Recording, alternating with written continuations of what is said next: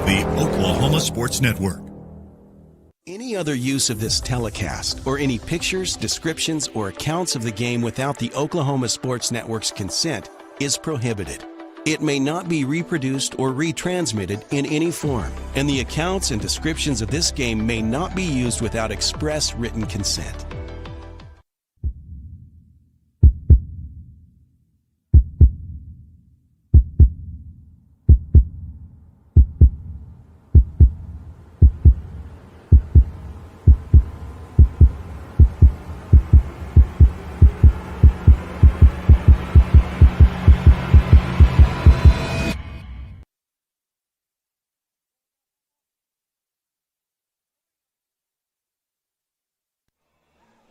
It's that time again. It's more playoff football here from the Nest in Elgin. The Elgin Owls hosting the Sallisaw Black Diamonds in the Class 4A state quarterfinals.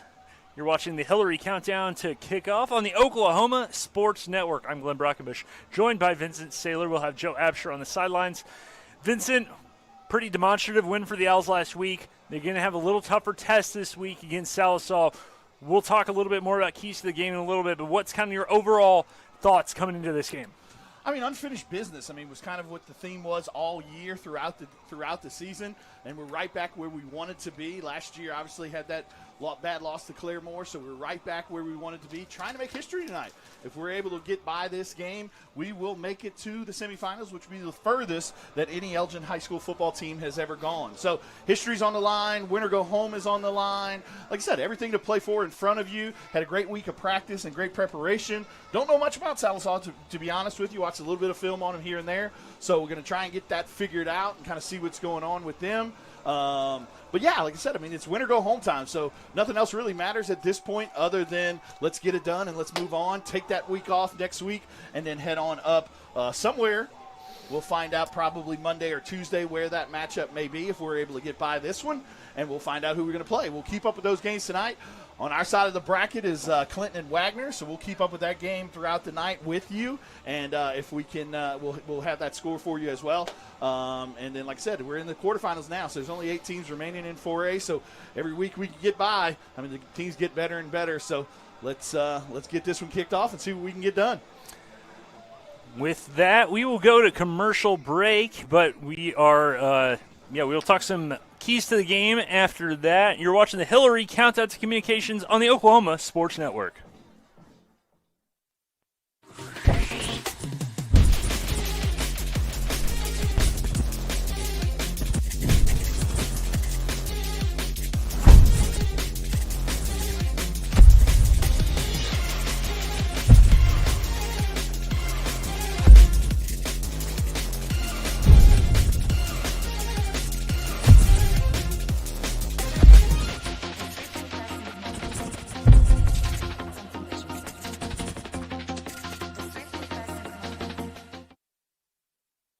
Landscaping and Irrigation has been providing top-rated professional landscape and irrigation services for the past 25 years. They take your vision for that perfect landscaping project for your home, new construction, or business and make it a reality with their easy financing options. You'll want to make sure to ask them about their seasonal services too.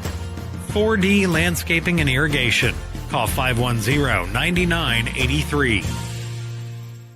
They say the best way to be a good neighbor is to know your neighbors and give a little help when they need it. And when you need a little, you can find help at Ace Hardware in Elgin. Not only do they offer everything from grills to flowers, paint, hardware, and tools, they offer experience to help guide you through the process. And they're happy to take the time to make sure you can do it right. Ace Hardware of Elgin. They're more than just a hardware store. They're your neighbors.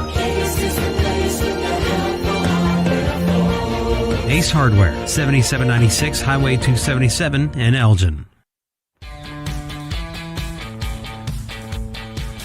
Goodbye, paperwork. Hello, convenience. Farewell, waiting. Hello, personal service. Catch you later, dreaming. Hello, planning. Buy your dream home, connect with a personal banker, and easily schedule an appointment with digital tools from Arvest Bank. Goodbye limits, hello possibilities. Arrow Sign Company has been serving Oklahoma and surrounding states for over 60 years. As a family-owned business, our focus has always been on driving people to your door, not just selling you a sign. From custom sign design and manufacturing to installation and service, Arrow Sign has the knowledge and experience to deliver the ideal sign for you while using materials of the highest quality to ensure that your sign will look great for years and years to come. We design and manufacture our signs for longevity, so you get the greatest return on investment possible. Arrow Sign Company, helping your business thrive since 1955. Are you looking for more than just a job? Paris Foods in Lawton offers a career with a competitive starting wage, opportunity for advancement, life and health insurance, including medical, dental, and vision, as well as 401k retirement plan. At Bar S, you can be proud of a company that gives back to the community. But most of all, you can take pride from making a quality product. Bar S Foods, making the best tasting hot dogs and smoked sausages. The food America likes to eat. So come be a part of a winning team and start your path to success today. Bank First is uniquely Oklahoman, deeply rooted in over 50 communities statewide. From those roots, our investment in education springs forth, helping to raise the Oklahoma leaders of tomorrow while providing financial strength to the business leaders of today. That's the kind of loyalty that helps entire communities thrive. Bank First, loyal to Oklahoma, loyal to you.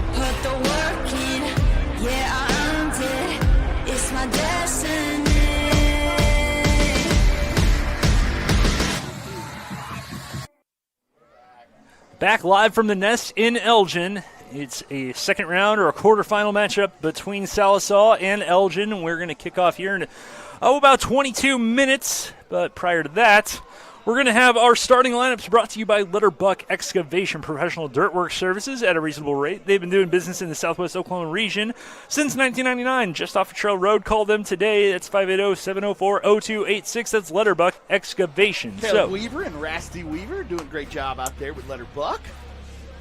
Yeah, and our starting lineups pretty much the same as they've been. Yeah, all year. Trace Laura, you're doing a great job all year. Almost 2,200 yards. Set another single-season record with 30 touchdown passes, broke his own record. Ritson Meyer back there at running back. Ritson is doing a great job as well. Over 1,500 yards total for the year. Braxton Antuna. You got Brody Morrison, Adam Eaton, Casey Meyer, Josh Absola at your receiver spots. But everything, as they say, Glenn, starts up front. Starts in the trenches. So you got those big guys up front. We'll see him here in a second. You got to see Josh right there on the screen. We've got Big Ant Ogamora, Tennessee commit. Did a great job on the show this week. Coach's show. Jace Williams, Navy commit as well. Two seniors on the left side of the offensive line. At center, you've got sophomore Jackson Deal. Another sophomore at right guard there, Hudson Begley. And as your right tackle, man, the myth, the legend himself, Shea Charles Spencer, coming off a big defensive game last week. And then Adam Castro, Coach Chalmer White as your head coach, and Adam Castro calling the plays from up here as your offensive coordinator. It's your Letterbuck offensive starters. Now we're going to move on to our Letterbuck defensive starters. Go ahead and roll with that one. Yeah, our defense is led by that defensive front, Jace Williams and Shea Spencer. Shea Spencer named the District 4A1 Defensive Player of the Year. We'll talk more about some of those awards, accolades right? As we go on. Tristan Kephart having a great senior season at defensive end. Also named All-District. All-District as well. Philip Peebushy at that outside linebacker position, as well as Braxton Antuna. Those two guys have done a great job providing pressure off the edge. And then in the middle, you got big Colin Donnelly, linebacker of the year in the district, along with Ritson Meyer. And then that defensive backfield, you have Look for Kobe Morton to play a little bit. Yeah, tonight Kobe Morton's going going to play some as well. Meyer as well in that inside Josh spot. Adesola at corner, as well as Bryce Martin, Mr. Pick Six himself. And then our safeties, we've talked about them all year, Brody Morrison and Hunter Jackson, the defensive back of the year in 4A1. Josh was also named the 4A1 defensive newcomer of the year. Yeah. We'll talk about some other players. Trace was named the overall MVP of 4A1. Adam Eaton was tight end of the year. And then all-district Tristan Kephart, Kobe Morton, and kicker Adon Delgado. And then big Anthony Ogamoro was offensive newcomer of the year after moving in this year. And what a Jace Williams was offensive lineman of the year. Yeah, so kind of swept those awards. Yeah, and it does help when those awards are exclusively given to seniors, and you have an amazing senior class that has won as many games as these guys have. But that's a great point, Glenn, because a lot of people at home are saying, well, Ritson had a great year, this, that, and the other. Those awards are strictly for seniors. The way that the 4A1 district awards work, those are strictly for seniors. So, like I said, I know we've had some underclassmen that have done a great job, Bryce Martin, Ritson Meyer.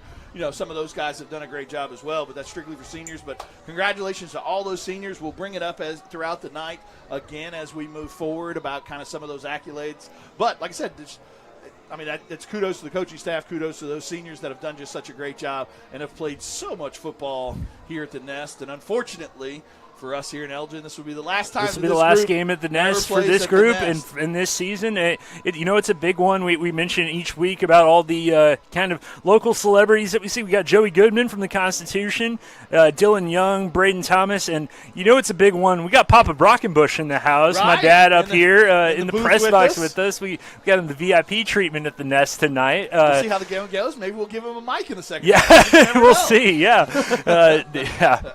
whatever he says about me, don't believe it. But some of it. But it's It'll be a great interview. So I've been working for this my whole life.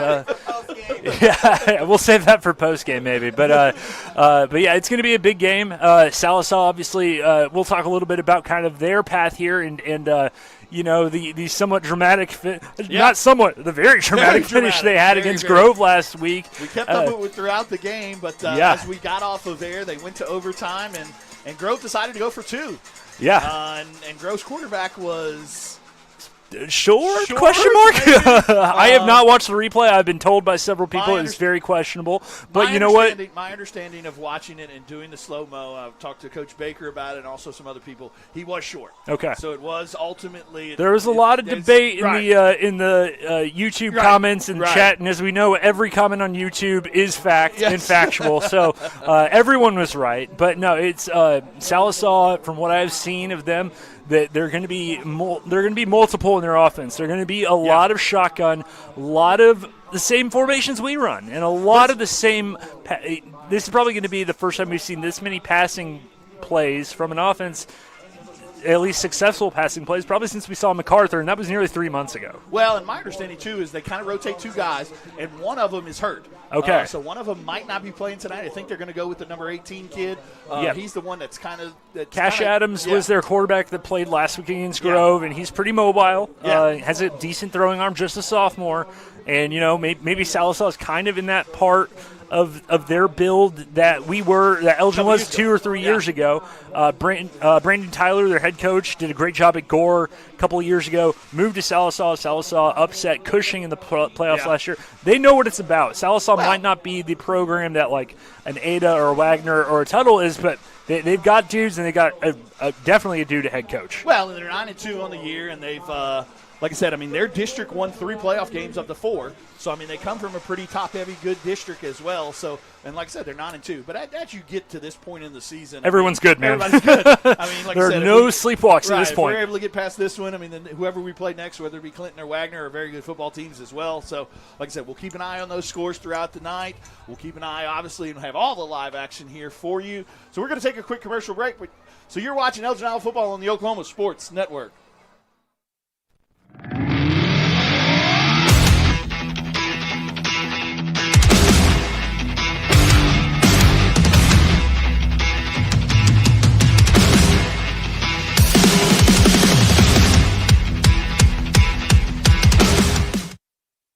Check out the all-new Blue Teak store located off State Highway 17 in Elgin. They have an amazing selection of pre-loved name brand men's, women's, and children's clothing and jewelry, including a large selection of sterling silver.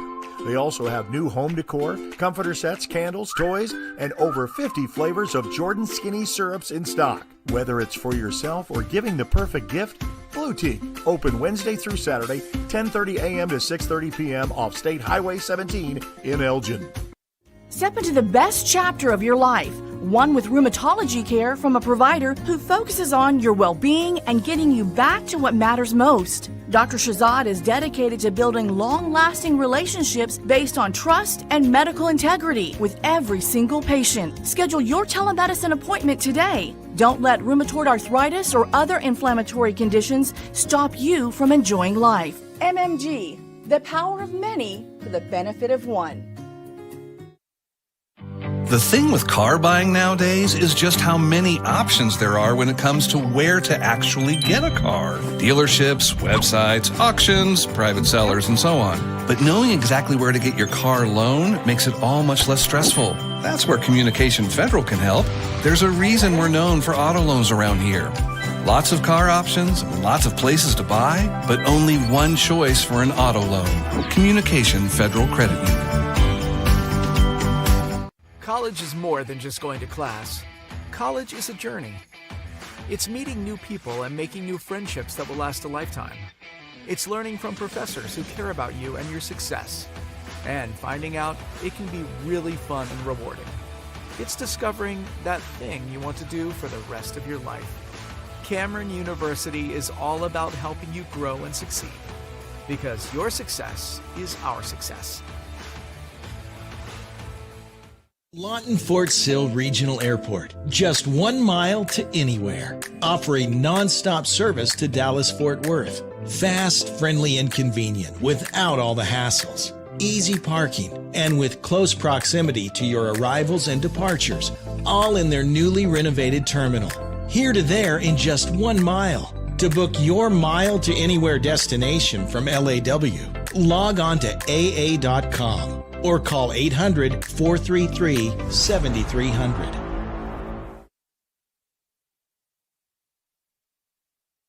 Scott's House of Flowers in Elgin has been proud to serve Elgin and the surrounding area with a wide variety of flowers and gifts for all occasions. Come see them for great gift ideas, including the exclusive Tyler candles. And who couldn't resist Sweet Shop USA, featuring handmade grand truffles. Scott's House of Flowers, just off Highway 277 in Elgin. Delivery available, or stop by for easy pickup. Phone 492-4880. Scott's House of Flowers. Landmarks. They stand as symbols, reminding us of history and moments that shape our lives.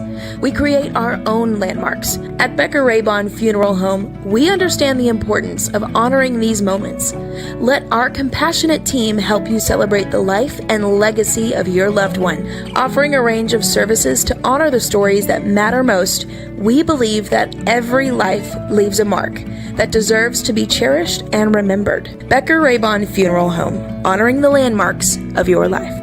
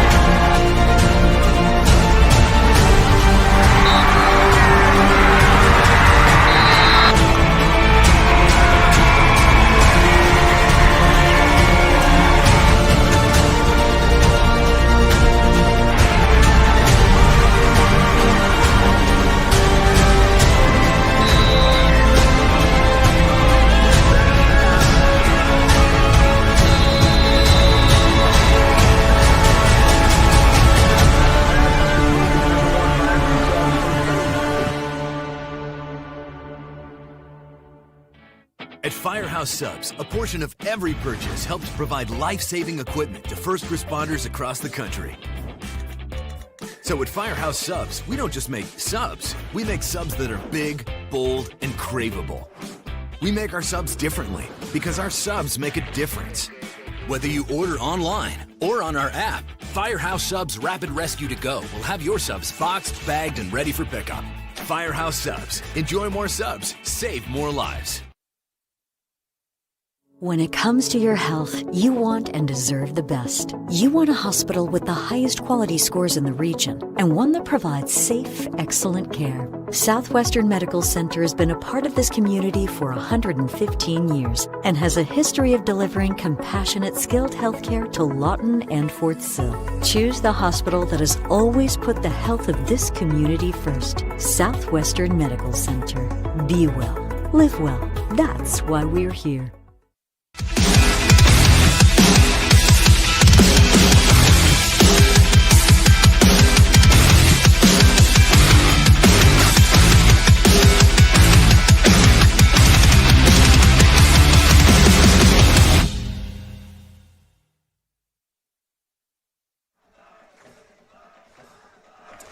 We're getting closer and closer to kickoff.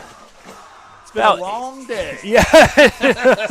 Just twiddling my thumbs at home. Time has crept by today. Yeah, it is.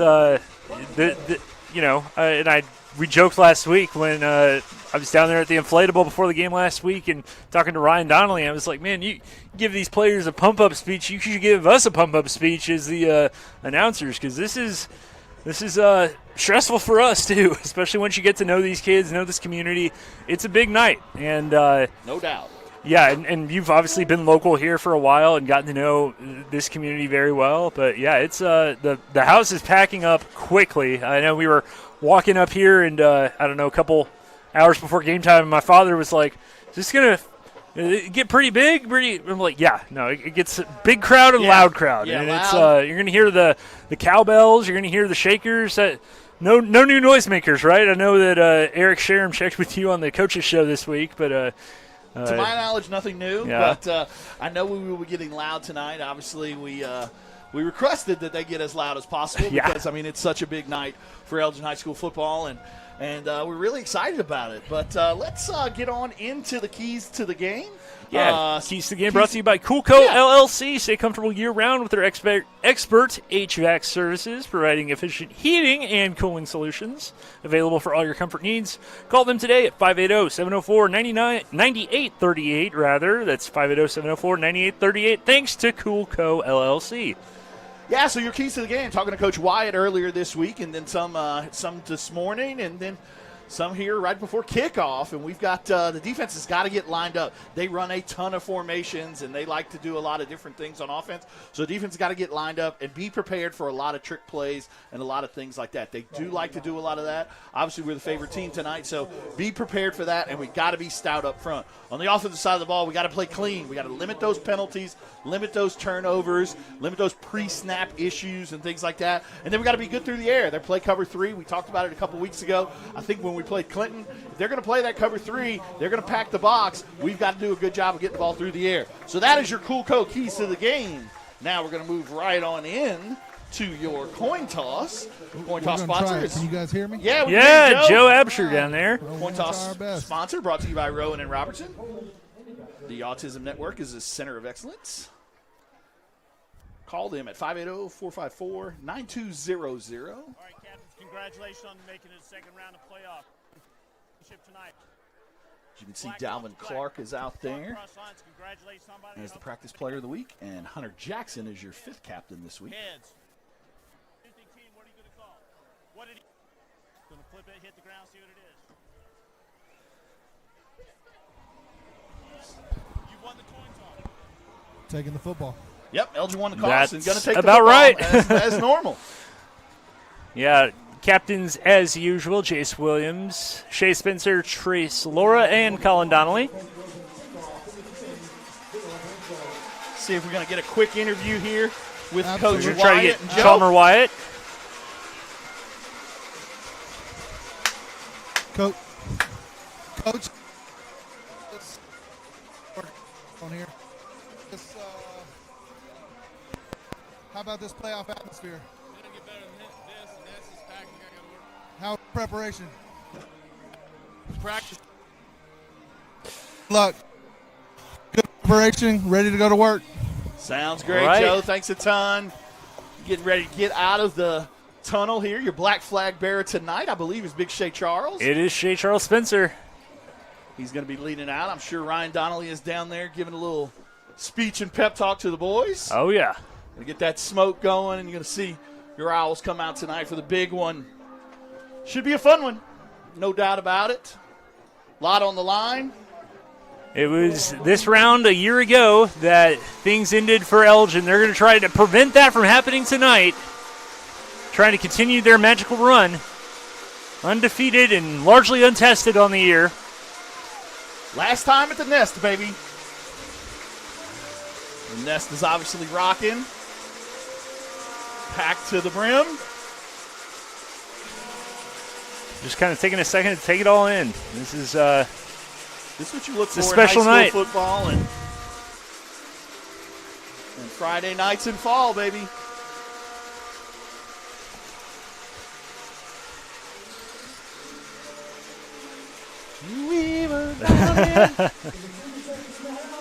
Woo! And they're getting ready. A decent crowd from Sallisaw as well, but yeah, the home side is definitely packed. Sallisaw is coming out now. Think we were letting them get out there first. And then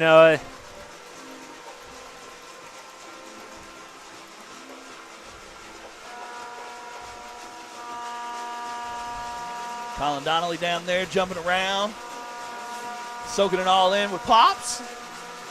one last time, one last go around here on this field for this senior class.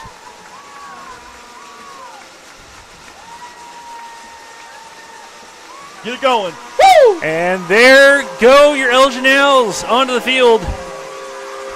11 wins, 0 losses. Led by senior lineman Shea Spencer.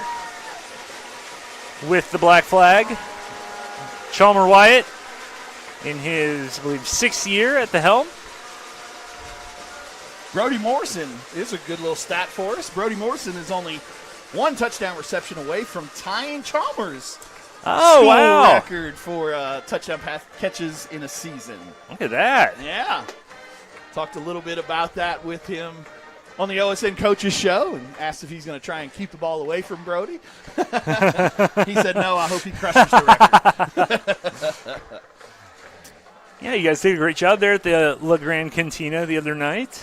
Yeah, Elgin, like I said, unfortunately for the rest of the schools in southwest Oklahoma, we were the only ones left. It's a solo mission at that point. Yeah, so we had a all Elgin all the time coaches show. Hope to have one, not next week, but we'll have one, not Thanksgiving week.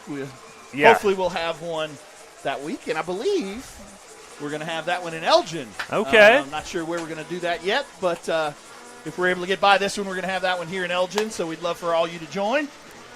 Make it an interactive program, maybe even take some questions from the audience. We've got Corday Ritchie.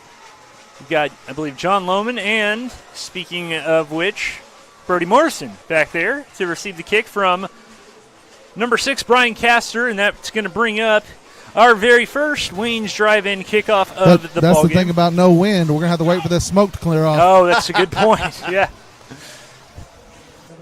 Yeah, they're counting down that clock. A little chilly tonight, but not nothing that's going to affect the game or anything like that. No frost, no anything like that. But Yeah, it's about 50 degrees clear, no real no wind. Yeah, no real wind, but in the next couple hours going to get down to the mid 40s. Got to be prepared right here for this opening kickoff. They do a lot of funky things on special teams, so I would not be surprised if they try and do some sort of onside kick or some kind of little squib kick or something like that, especially when they go to punt the ball as well. So, like I said, got to be prepared on those special teams to get lined up, play assignment football, and make sure. Looking down on the sideline, we got Mr. Serious Ritzenmeyer doing a dance down at the 30. It's always good to tell that he's focused. Everybody gets focused in their own way, man. And fun-loving dude. looking for a big game out of him tonight. Oh, yeah. Your first quarter sponsor is Vincent Saylor State Farm. Hey, I know that guy. Yeah, call those guys today at 580-699-2771. We'd love to discuss all things Elgin Owl football. Yeah, it's funny. Every time I go to your office, we never talk insurance. It's a sign of a good agent, isn't it? There you go. Yeah, I don't have any complaints. Come on, everybody. Let's go to Wayne's. The Wayne's Drive-In Kickoff. Brought to you, of course, by Wayne's Drive-In. And it's going to be taken by Corday Ritchie to the 20-yard line. He's going to try and shovel his way. Ball's out! Sallisaw has it in the 20s, too. Oh, what a way to start the game. Oh, my gosh. Yeah, Corday had the ball, decent little return right there, but wasn't able to secure it. So unfortunately, it was out. That was out, yeah. So like I said, one of the things we talked about before the game, got to play clean and do things like that. But let's see what the defense comes out in, see if they can get a sudden change stop right away. That's one of those things. That's not what you want. Needs. No, definitely not not the start you want. That's one of those things Sallisaw needs. So Sallisaw gain an extra possession with that. They'll also get the ball when we come back from the third. Now it looks like, quarter. Trying to tell, but I believe it's Jackson Harris at quarterback. They're going to run another man out there, and they're going to run a little kind of reverse pass to the end zone. It is Coach Chalmer Wyatt's about a solid 5 to 10 yards out on the field, trying to get some explanation as to what's going on there. So they're trying to get him back on the sideline. But 2nd and 10. So like I said, not to call a penalty, but brings up 2nd and 10. All right, so they are going to go 3 wide. It looks like they brought in Case Adams at quarterback, number 18, 5'11", 160. He's going to drop back. He's going to throw it quickly. It's going to be a little hitch route. He's going to try and push Bryce. Ball's on the ground. Ball's on the ground, and they're going to try and pick it up. Get up. Hunter Jackson fell on it. Hunter Jackson picks it up. Tit for tat. Go the Owls with the turnover. Cooper Cox was the one with the ball, number 2. Bryce Martin right there with the right here on the Southwest Bedliner replay. Punches it out from the backside. Great job by Bryce. He says, guess what, announcer guys? I don't just do interceptions. That's the second time he's done that. Yeah, he's got a couple of punch outs.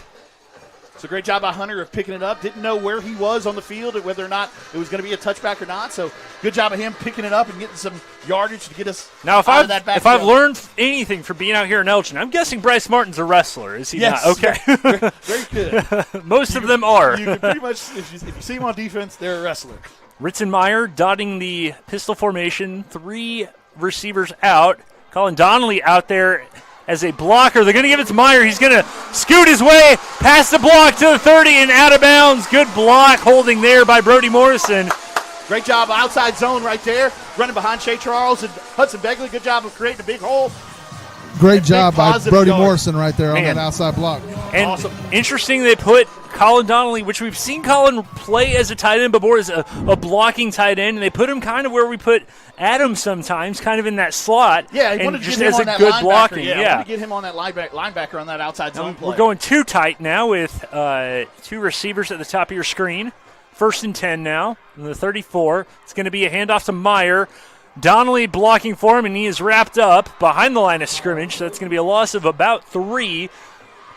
Less than a minute into this game, and I feel like I've already aged half a year. I've got gray hairs. We got the ball Got back. a lot of stuff going on.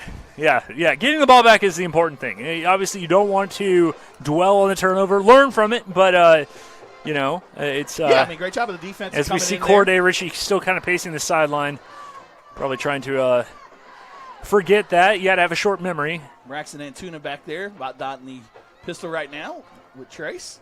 Lining up in a cover 2 look, so a little They're bit different going than what to we throw normally. it, and they got Adam Eaton out on the outside, and he's going to be pushed out of bounds right at that first down marker. I think it'll be enough for the first down. I think so, too. I see one of the coaches signaling first down.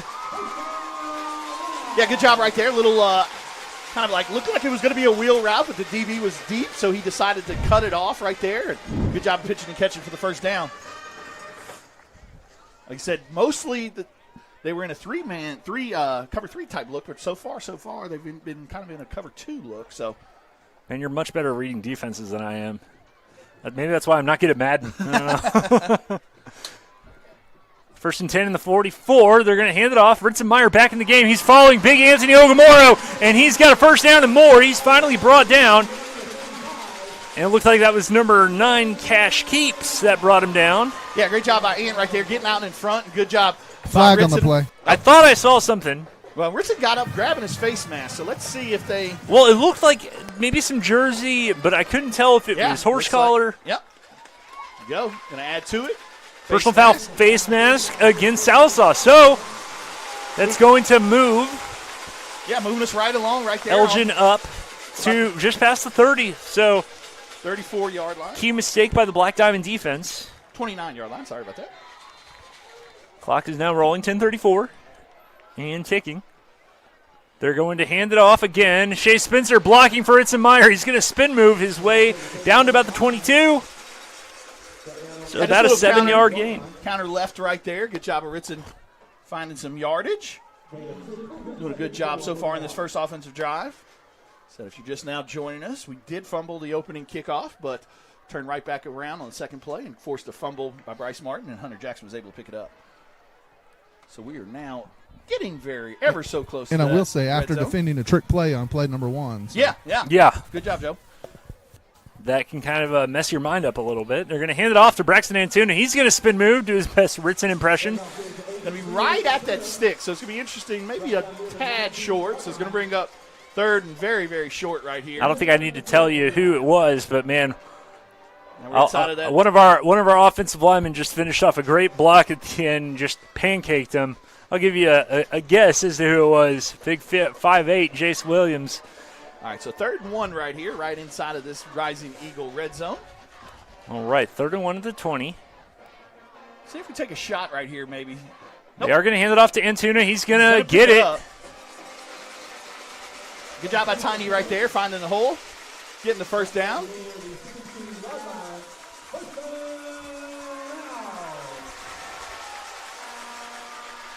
$9:13 to go here in your first quarter.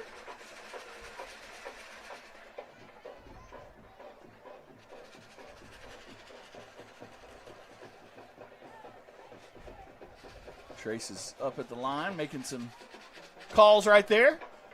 Now moves back to his normal shotgun position with Ritson dotting the pistol. Pass play he's here. Gonna pass. He's going to swing past Ritson Meyer. Ritson's going to patiently be pushed out of bounds at about the 12. Yeah, not much room right there to run. Had a couple defenders right there after he caught the ball. But good job of getting some positive yards and makes it a 2nd and about 7. Good opening drive here by the offense. Yeah, this Sallisaw team comes in with 2 losses, but they were both pretty demonstrative. They lost their final regular season game of the year to Ada, 40-14, as Ritson Meyer plunges forward. And that one cost them a district championship. They finished 2nd in that district, and meanwhile, they lost to Broken Bow earlier in the season, 56-14. So, brings up 3rd and 2 short here. 2nd. 2 plays to pick this one up more than likely. Yeah, I would certainly think. Got 2 tight ends, Adam and Colin on both sides of the line. And 2 receivers out here as well. Making a check here. High snap, handoff to Ritson Meyer. Ritson Meyer is going to be stopped. That is going to be. I think he's going to get. Get the first down. Yeah. I think he got to about the 5, so that'll put him at 1st and goal. Big one. Yeah, good job right there, Ritson. Not much room, but good job of finding the hole and putting his head down and getting those positive yards for a first down. Gives us a new set of downs. 4 downs here to go from the 5.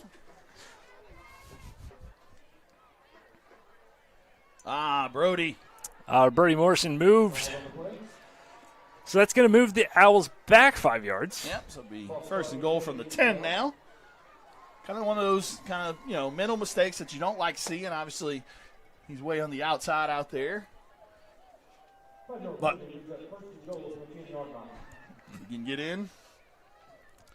No one will remember it. Yeah. What penalty? So they are going to be at the 10-yard line. Need 10 to get the first, or to get the touchdown. It's going to be a handoff outside to Meyer. Meyer is going to be hit by about 4 or 5 Black Diamonds before he's finally brought down. They gave him about 2 or 3 right there. Not much room to run, but still got some positive yards. Maybe see Trace get on the outside right here, kind of a run-pass type option. Do a good job of running that bootleg pass. He does a great job of throwing that outside deep comeback route.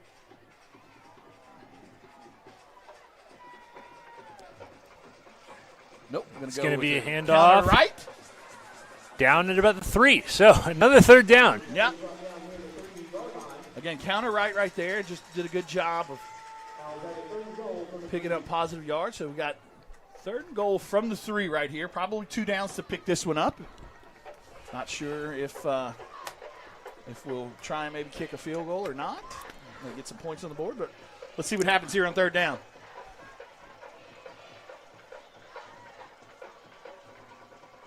Blocking package, and up the middle. Touchdown, Ritzenmeyer. Touchdown, Elgin. Great job right there by the offensive line, creating a huge hole. Ritz was able to walk in the end zone untouched to make it 6-0 Elgin Owls with 6:09 left to go in your Vincent-Taylor first quarter. Great drive right there by the offense. A little mix of pass and run, and able to punch it in for the big score. Get on the lead.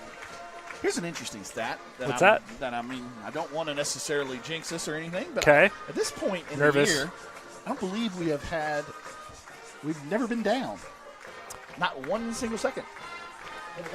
Well, I'm going to hold it to you that you're not going to announce or jinx us, but as Vincent said, 7-0 our score. Owls lead, 6:09 remaining in the first quarter. You're watching Elgin football on the Oklahoma Sports Network, where sports is our middle name.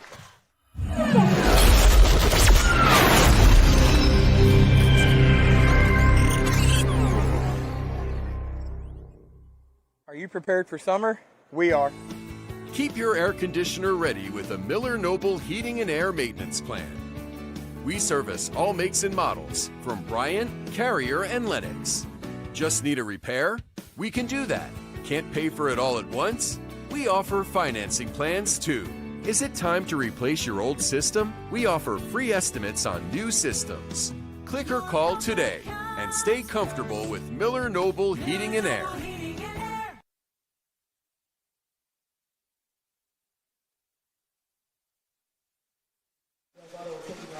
All right, so almost halfway through this first quarter, brought to you by Vincent-Taylor State Farm, and Elgin has taken the lead on yet another 3rd down conversion.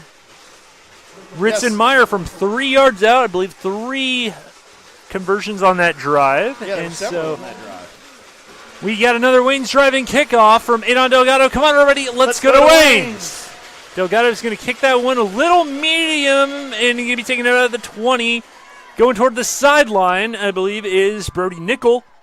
Nickel will be pushed out of bounds, and that's where Sallisaw will take over. So we'll really get to see kind of what this offensive matchup between Elgin and Sallisaw looks like, because of the, only one play, really 2 plays. Yeah, 2 plays. Like I said, one of the plays was kind of a trick play. Like I said, one thing that they like to do throughout the game.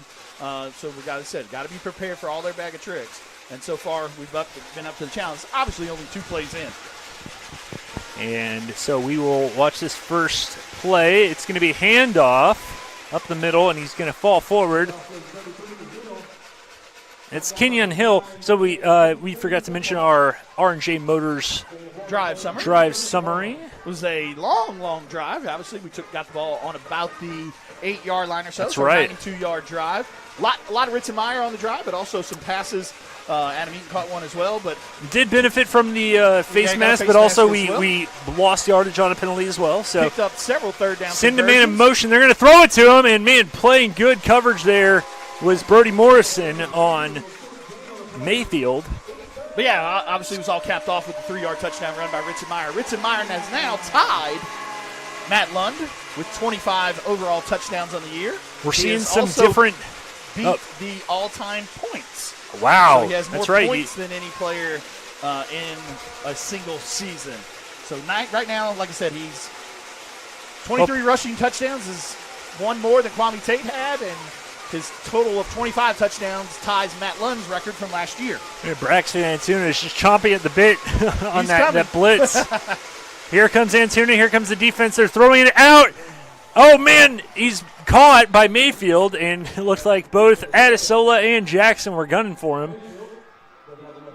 Yeah, like I said, kind of floated that ball out there, so thought maybe Josh, rather than kind of defending it, tried to go for the pick, and was a little bit behind it. Go ahead, Joe. What you got? I think they both were thinking interception. Right. But good job of picking up the third down right there by Sallisaw.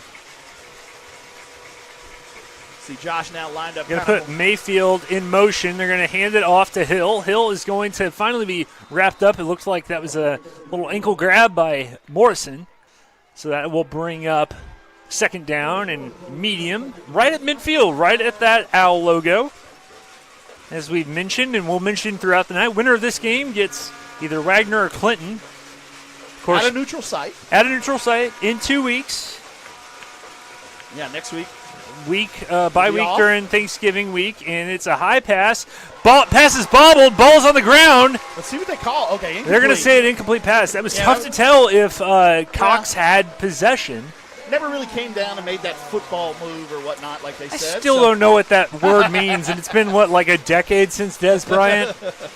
Brings up a big third down right here, though. See, interesting to see what they decide to do. Yeah, as we look at that Southwest Custom Bedliners, it was tough to tell. I know producer Chris was kind of pointing at it, showing that, that could very easily be considered a catch. It's going to be third down now, and he's going to swing it out. Hill's got it, and Hill is trucking players down the sideline into Elgin territory as he bowled over Bryce Martin down to about the 32-yard line, which is where the Black Diamonds will take over.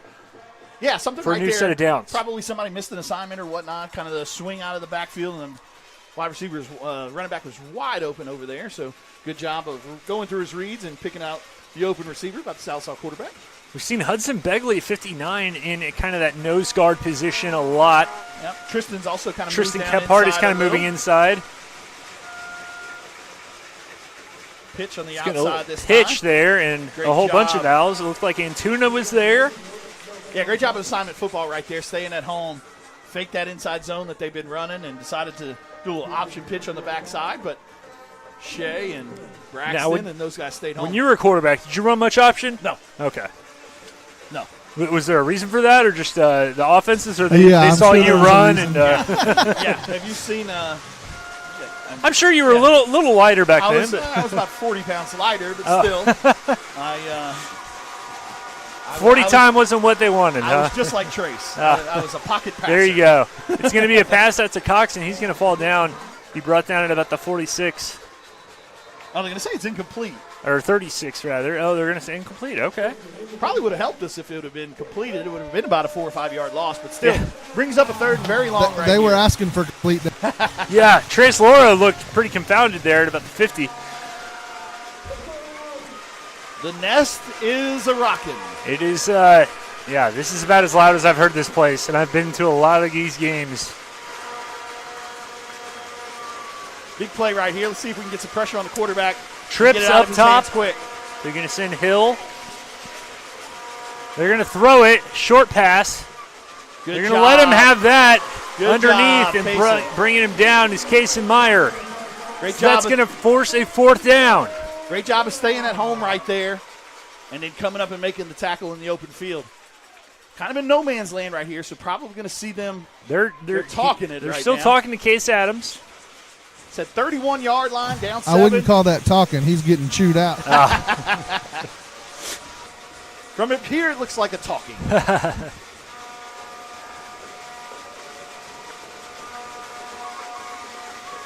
All right. Well, they are sending they're going to call timeout, actually. So, with 2:43 left to go in this first quarter, we're going to have a timeout. You're watching Owl Football on the Oklahoma Sports Network.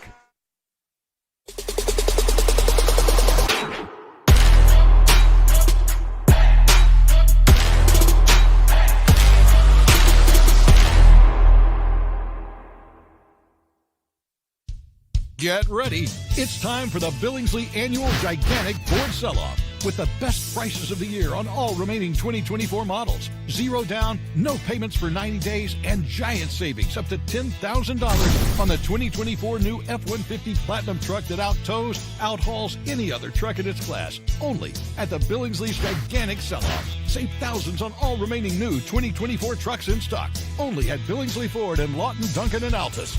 All right, let's get the... It's gut check time. 4th and 9. Nest is get it back rocking here on the 4th and 9.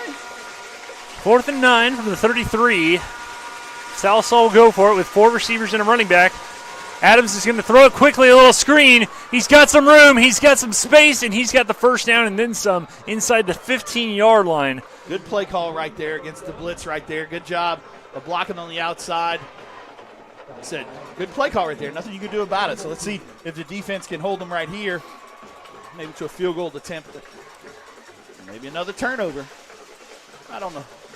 What's that, about the 14-yard line? So they do have an opportunity to get the first down. So, 3 receivers. As we creep closer to 2 minutes left in this first quarter, they're going to hand it off to Hill, and he's swallowed up immediately. Good job by Tristan right there. Tristan Kephart making a good move on the offensive lineman and getting back there for a no yardage pickup. 2nd and long. Haven't had much success on the ground. They had some success through the air, so good job by the defensive front so far. One thing we hadn't really seen a lot of, though, the one thing that they are doing is they're getting the ball out of the quarterback super fast, so it's not allowing our pass rush to get there.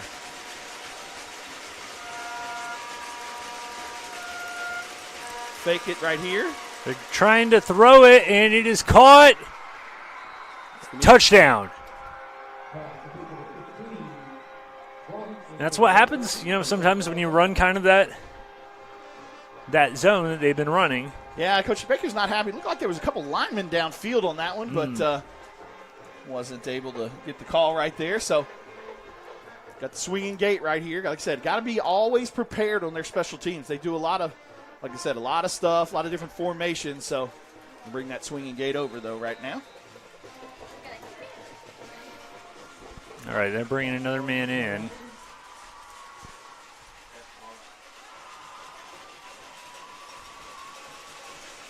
Caster for the kick. And it's a bad snap. Ball's on the ground, and he's going to just fall on it. So that is going to be a no-go on the PAT. So with 1:30 to go in our first quarter, your score, Elgin 7, Sallisaw 6. You're watching Elgin Out Football on the Oklahoma Sports Network.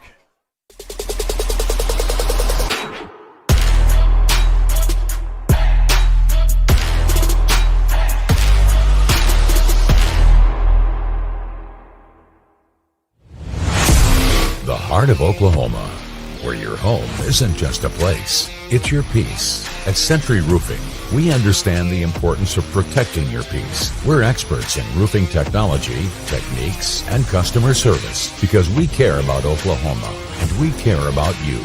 At Century Roofing, we combine quality craftsmanship and exceptional service because your home deserves the best. Century Roofing, staying on guard for Oklahoma.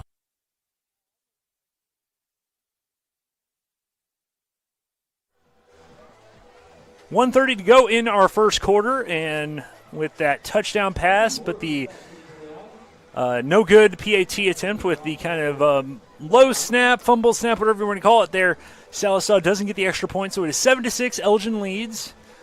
Getting ready for another Wayne's driving kickoff. That's right. Wayne's make sure, though, like I said, that you're aware of all of your surroundings. Make sure you're ready for anything. They're lined up in that, so you can kind of see our guys right now lined up kind of all within that area, seeing if they're going to do a quick little onside. But nope, they're going to line up like a regular kickoff. 1:30 left to go. Another Wayne's drive-in kickoff. Come on, everybody. Let's go to Wayne's. 2 locations there in Lawton. He's going to angle it toward and it's going to be caught. Man, a little bit of miscommunication as Hunter Jackson waves it off like a pop fly, and Corday Ritchie was coming in. Yeah, good job by Hunter right there. Like I said, I mean, when it's kind of up in the air for that long and short, want to go ahead and secure the catch and get the ball back to the offense and see if we can do what we need to do on the offensive side of the ball to answer that score. Yep, and it looks like have pretty much the same offensive personnel as we're used to seeing. Adam Eaton there on the line at tight end. Josh Adesola, bottom of your screen. Meyer Morrison up at the top. Ritzenmeyer is going to get the handoff He's trying to follow the blocking of Jace Williams, which is usually a pretty smart idea. He's going to be brought down after about a 3 to 4 yard gain. So definitely seem, this pace of this game is definitely a little more deliberate than we're used to seeing, because usually our defense is forced a 3 and out or a turnover. Right. Sallisaw definitely, moved the ball down the field, and they kept us from having too many big plays on that first drive. 2nd and 6, as Laura is going to check the sideline. They've got those two kind of medium safeties going to drop high, and they're going to throw it, and now we've got a penalty. Some sort of illegal motion or false start. Ritson might have rolled out of there a little early. And that body language would appear to be the case. I believe they gave him a warning on that earlier. Oh, okay. Yeah, he had some trouble with it in a MAC game. Like I said, he kind of gets the lean in a little. So just got to lock in and hold your water. So it brings up a 2nd and long. Not where we'd like to be, but got 2 downs, obviously, to pick this up right here. And one thing you mentioned, and you mentioned it this week on the Coaches Show, is the offense is a lot more balanced this year. We've seen a lot more consistency in many ways with the passing game and the short passing game. It's not all bombs to Adesola. It's going to be zone run to Ritson Meyer, and he's bopping off people and out of bounds. Yeah, outside zone right there. Exact same play we ran in the first play of the offensive series last time. And another big yardage pick up there by Ritson Meyer. Good job of blocking on the outside by Brody Kaysen. Another Southwest custom bedliner. Replay. We're coming up close on the end of this first quarter. Got trips this time to the Oh, that's right. He ran out of bounds, so it did stop the clock at 27 seconds. He's going to look to pass. He's throwing it, and Morrison, it's up over Morrison, and it's intercepted. Intercepted by Sallisaw. Looks like that was Cooper Cox. Tried to throw the deep dig right there to Brody, and Brody was open, but just kind of overshot it a little, so Sallisaw will take over at the 40. Sudden change again for the defense. Wow. Yeah. So just kind of airmailed it a little, not something he's been doing. Only his 4th interception on the year.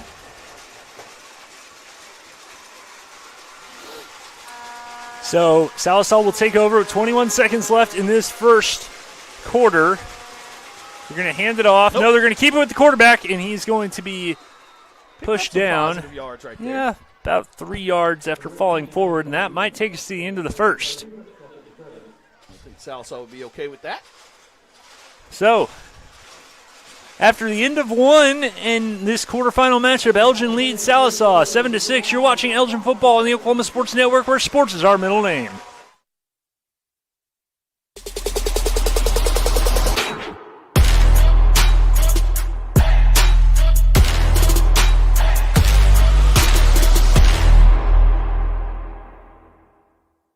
Southwest Foot and Ankle Clinic has specialized in the medical and surgical treatment of the foot and ankle for the past 40 years. And they provide all treatments under one roof. From x-rays, radial pulse therapy treatment, to surgical treatments, all with one goal in mind: providing the highest quality medical care with good old-fashioned Oklahoma compassion. Call to set up an appointment today. Southwest Foot and Ankle. 580-357-8720.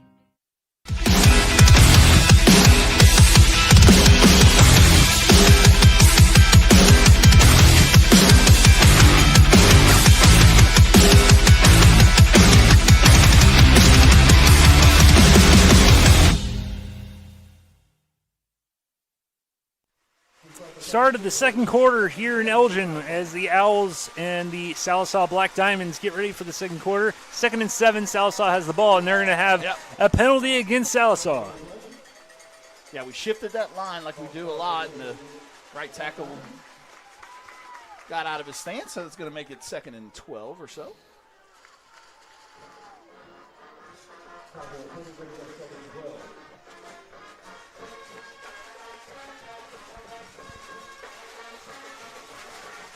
All right, let's see what defense could do right here. 2nd and 12. Motion. And they're sending Cox in motion again. They're looking that way. They're looking toward Cox. He's going to catch it, and Hunter Jackson is going to push him out of bounds. Yeah, not a bad pickup right there on 2nd down. Kind of a little acrobatic play there by yeah, it wasn't the Cox greatest throwing ball, but just like I Cox said, made an adjustment to the catch and makes it 3rd and medium here, 3rd and 3, 3rd and 4. Like I said, they're doing a good job of getting the ball out of the quarterback's hands quick because they know that our pass rush gets there very quick. So might have to tighten up a little and play a little bit closer to those receivers as the game moves on. 3rd and 3, big 3rd down here. They're going to hand it off to Hill, and he's going to be stuffed. Shea Spencer and Tristan Kephart and Kobe Morton. Yeah, great job right there by the defensive front, and Kobe Morton kind of scraping from the top side of that linebacker spot and making a big play. He said, got to be careful here. Let's see what they line up in. Looks like they've got a couple different punters, but no, looks like they've got their offense out there on that 4th and 2.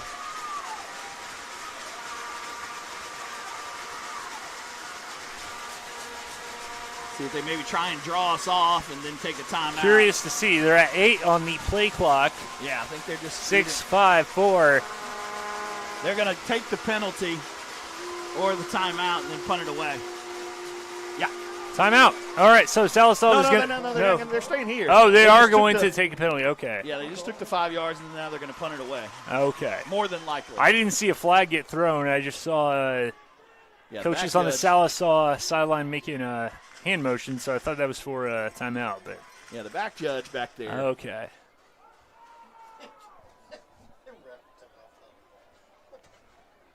So we're going to get Kaysen back there, I assume. Yeah, it looks like they got Creed Nelson, and they're going to send Brody Morrison back there to return. They said they do some funky stuff. They got 2 punters. Like I said, look at the line formation right here. They got 2 punters. They're sending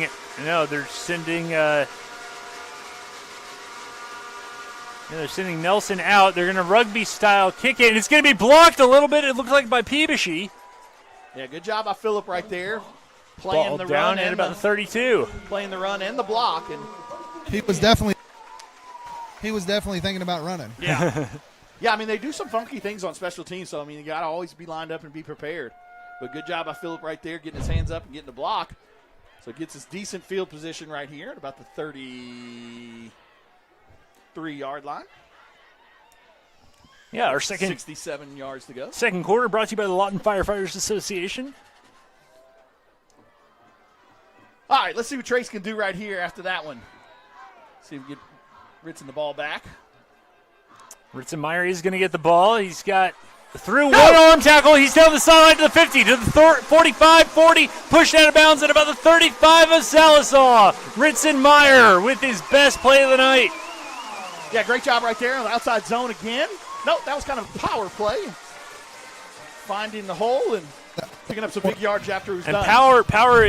I may not. We joke about me not having a ton of football knowledge. Power is not a play that you typically expect to go that far. Like that. No. It's usually let's get a few yards. Right. Yeah. But good job of finding that hole. He hit the hole and there. got after it. Yep. Went through that one arm tackle, and it was all history from there. He's looking for Antuna. Antuna threw his hands right at about the 20-yard line for Braxton. Good play call right there. Just Braxton unable to come down with it. Kind of threw that wheel route to the running back that we like to throw, and just wasn't able to come down with it, unfortunately. So brings up a 2nd and long. Trace. We're trying to get Joe's mic to work tonight.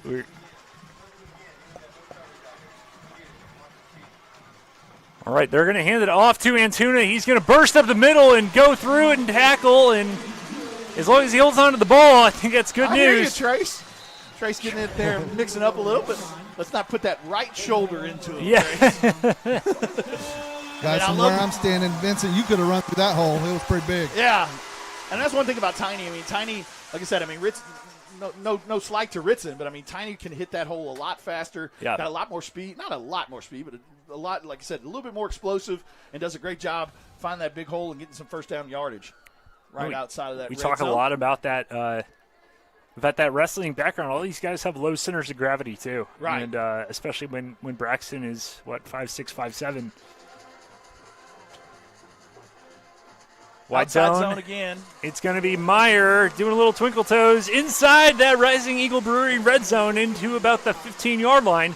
Yeah, Richard's doing a great job tonight of finding, and like I said, offensive line is creating some big holes, and he's doing a good job of finding those holes and getting some big positive yards, probably close to 100 yards on the day. Yeah. I mean, he's had 2 or 3 big runs. We'll get some stats, obviously, for you at halftime from stat man extraordinaire David Dillingham, who's next to us. We Inside sure will. That red zone. Inside run to Ritson Meyer. He's going to stiff arm a man. He's got some room. He's going to try and stiff arm another and be brought down at about the 4-yard line. First and goal for Elgin. Great job right there by the offensive line, but great job, Ritson, using that stiff arm that he always does. Picks up some more positive yards, gets us inside of the 5-yard line. Makes it first and goal from about the 3. Got Ant moved over to the right side of the line right here, so probably thinking heavy right. It's going to be a handoff. Walks into the end zone right there. Touchdown! Ritson Meyer's second touchdown of the night. That breaks the tie with Matt Lund.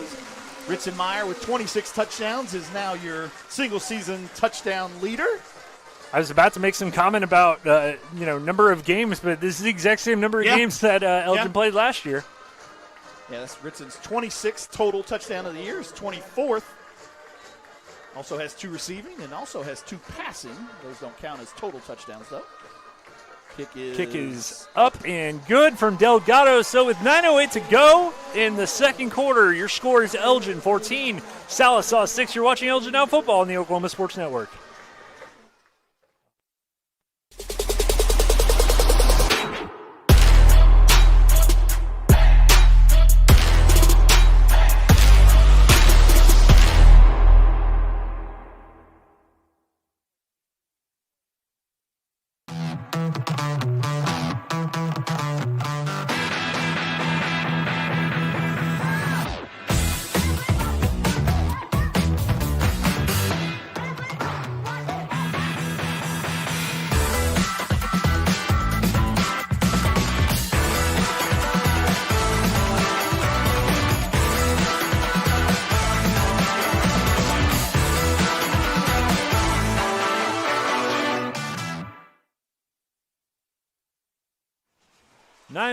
To go in the first half, and Elgin puts a little bit of distance between them and Sallisaw with that run from Ritson Meyer.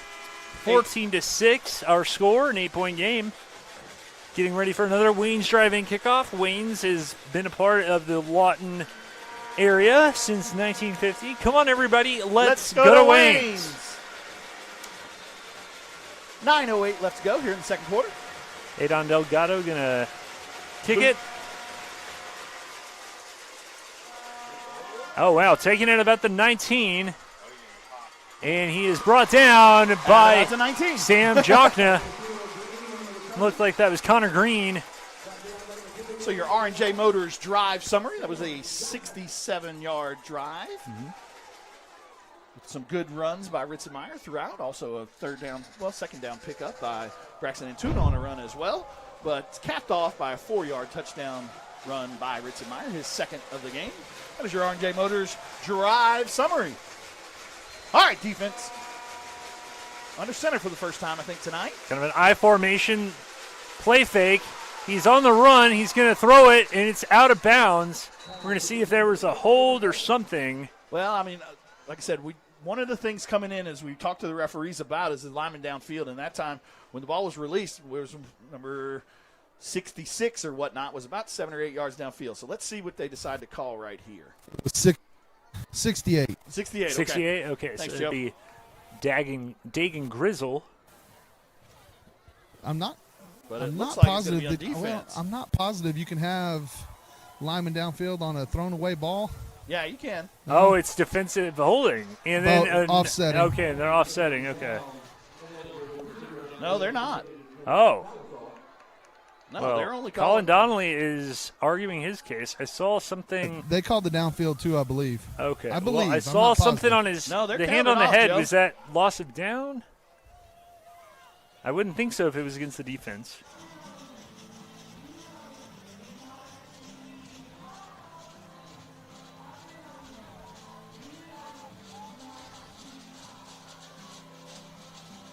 I'm not sure where the flag came from. So It came from the line judge on their side. yeah, so I mean, it was way away from the play, so that's an unfortunate. But you just got to play smarter. Well, it was a screen set up on that side. Okay. That looks like what they were trying to do. Gotcha. Thanks, Joe. Okay, so they did call him. Okay. Okay. Offsetting. All right. So they'll replay the down. So, yeah, 1st and 10 again. Let's do it all over after all that. We're right back where we started. Ball is right at the 21.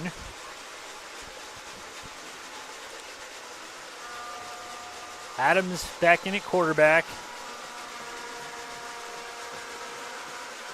Quick It's going to pitch be a out. throw. Man, great play by Adesola. Great job by Josh right there, like you said.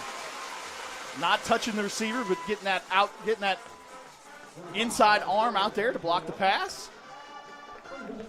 Mike is in the house. Saw him pregame. Yeah. Josh was on the coach's show this week. Talked about how special it is playing in the nest and talking about how it's his last time.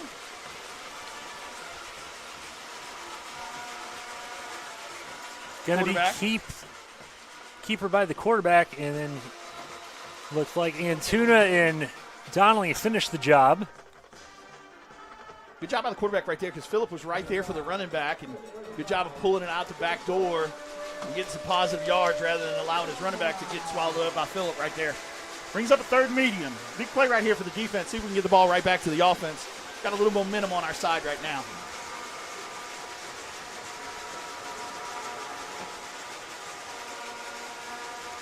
It is loud. 3rd and 5 from the 26.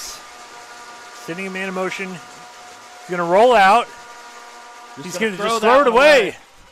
Great job of that back end right there. Got Josh and Bryce and Hunter and Brody covering all the receivers. And good job by the quarterback, though, getting the ball out of there. Brings up a punting situation.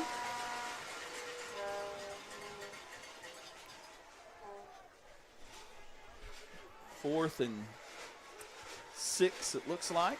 So we now will send Kaysen-Meyer back to return, and unless there's any chicanery, we will see this offense for Elgin take the ball back. With pretty good field position, more than likely. Wobbly punt is going to be taken at about the 46, the 44 rather. 44 is where Elgin will start. Exactly 8 minutes left to go in your Lawton Firefighters Association second quarter. Kind of a little bit different than what we're used to. Obviously, so far this year, we've been able to take care of people pretty quickly. But new coming in, obviously you're in the second round. Obviously, you're only 8 teams remaining. Yeah, so. yeah. The ranked team, Right. I think about 7th in the state. Sallisaw has been, and they're not a bad team. They're good. No offense to anybody on our schedule. Probably the best team we've played so far this year, and you're seeing it. Yeah. And like I said, but good job by Trace of shaking off the interception. Good job by the whole team, kind of shaking off that initial kick return fumble. Got Corday and Kaysen-Meyer both going in motion. They're going to throw it, and it is going to be Kaysen-Meyer through the hands. That was the only place really he could throw that ball. It's a tough ball to catch, obviously, because you're running away from it. But he kind of, if the only critique, I guess, for Trace is maybe try and hit more of that back shoulder, kind of hit it a little bit high. When you got that corner over top, you want to, like I said, that old back shoulder throw that you always hear about the last 20 years or so. But not a bad shot right there. Like I said, very difficult catch. So 2nd and 10. We'll go with Old Faithful here and go right up the middle with Ritson. A lot of stuff happened right there. Obviously, all the referees saw it at the same time. So that's going to push it way back. I'm not sure if it's going to be a hold or a check. Yeah, it was like I said, it all kind of came out at the same time, so it'll be interesting. They definitely all saw it. Yeah.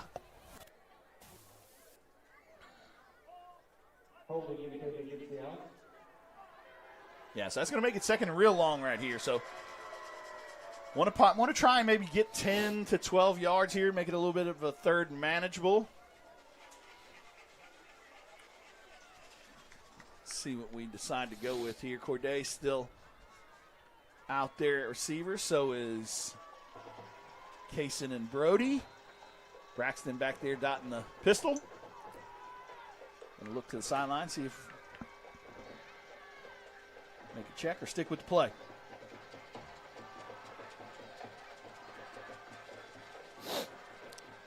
Laura's going to throw it deep. Morrison there for it, and it is knocked away. It's kind of one of those 50-50 balls for him, and it looks like broke off. He was wearing number 13 tonight. Good job of coverage back there on the back end.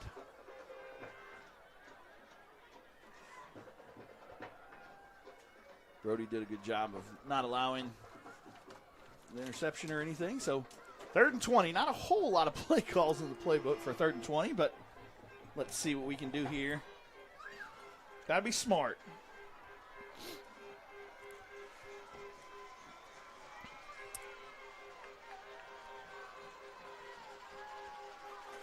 He's going to throw it, and it's going to be a screen to Antuna, and he's wrapped up immediately by number 11, Cole Mayfield. Yeah, great job right there by the defense reading the screen. Don't throw many screens, but good job of that linebacker staying at home and getting Braxton as soon as he caught it. So 4th and forever. Obviously, Colin's going to come out here and punt this one away. Haven't seen our punt team a ton this year. A lot. Should give Sallisaw a decent field position, unfortunately. We will see.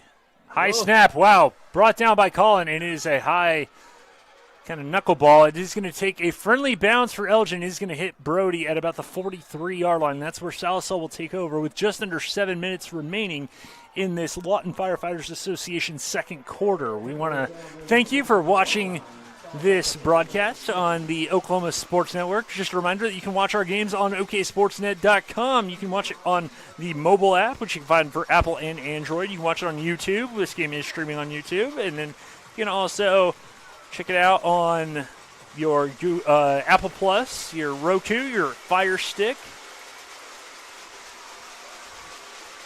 Fans getting loud as the defense is back on the field. It's going to be a keeper and then a triple option type play, and then Mayfield's going to be pushed out of bounds. And that's kind of one of the wrinkles that this offense has. Yeah, quarterback does a good job of reading that for a long, long time and deciding whether or not he's going to pull it. Everybody kind of went towards the running back, so he pulled it, pitched out to the backside, and got some positive yards right there. I said when those option plays and some of those plays, it's assignment football. It goes back to a lot like we did last week.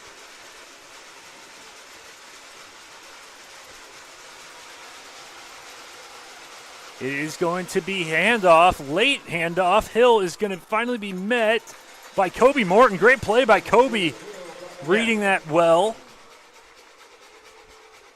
Kobe Morton named All-District. Talked a little bit about it pregame. Tristan Kephart, Kobe Morton, All-District on the defensive side of the ball. Colin Donnelly was named Linebacker of the Year in 4A1. Adon Delgado was also All-District. Josh Adesola was your defensive newcomer of the year. They're going to take a timeout, so we'll take one with them. You're watching Elgin Football on the Oklahoma Sports Network, where sports is our middle name.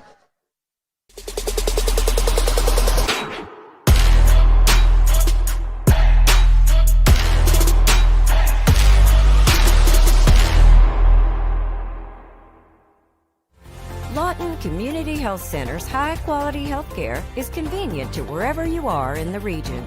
We're here for you, whether it's our main clinic on Southwest Lee Boulevard or any of our other locations in Lawton. LCHC has additional clinics in Marlow, Comanche, Cache, Medicine Park, Apache, Elgin, and Burns Flat, with more on the way. Enjoy peace of mind knowing quality care from experienced providers is always available. LCHC, your hometown healthcare.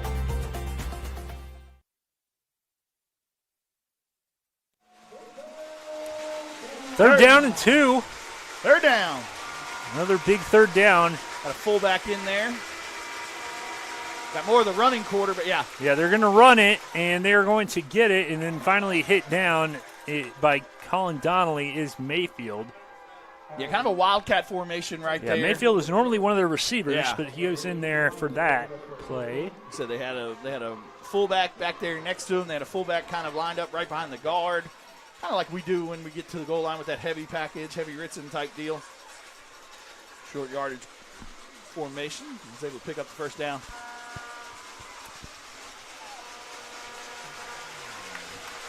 .5:43 to go. They're going to hand it to Hill, and Hill has a little bit of running room, and he's finally swung down. Colin Donnelly. One thing that I watched from some of Sallisaw's game against Grove was that their offensive line was, really good about protecting the quarterback or making holes. It's not that our defense has played poorly tonight. They've obviously played very well up to this point. It's just I don't think our defense is used to getting pushed back on its heels in some of these situations. No, and they've done a good job of not necessarily getting pushed back. It's just there's a lot of trickeration, a lot of stuff to it. Throwing deep, and it is knocked away. A little bit of hand fighting. There's a flag. We're going to see what they think. I would assume that that's going to be on the offense, but let's see what the call is here. Yeah, only Josh had the Josh was the there point of view of the ball, and he was there first, I believe. Oh, wow, they are going to call it against Elgin.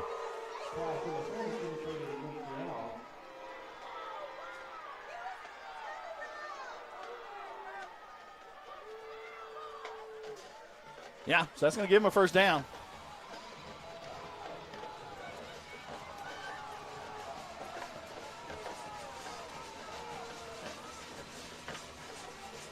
Not sure if it's 10 or 15, but whatever it is going to give him the first down. They're going to give him 15, yeah. Yeah. Going to push us all the way close to that 25-yard line, yeah. 26-yard line. Yeah, it's a tough one right That's there for killer. Josh. Josh was going up for the interception. He has just as much a right to the ball Yeah. as the offensive guy, but referee was a lot closer, so maybe he saw something that we couldn't see from up here. They're going to keep it with the quarterback, and he is going to be met really quickly by a couple of Owls and brought down after a short gain. Man, they take that option and they he really rides it a long time. They ride it a long time. Yeah.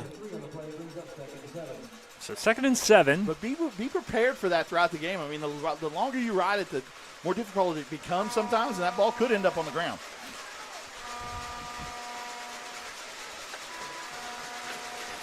He's going to swing it out to Hill. Donnelly is chasing him down and brings him down. About the clock is still running. About a yard short. They're going to be inside the red zone at about the 17. 3rd and 1. Looks like they're bringing back in that heavy package.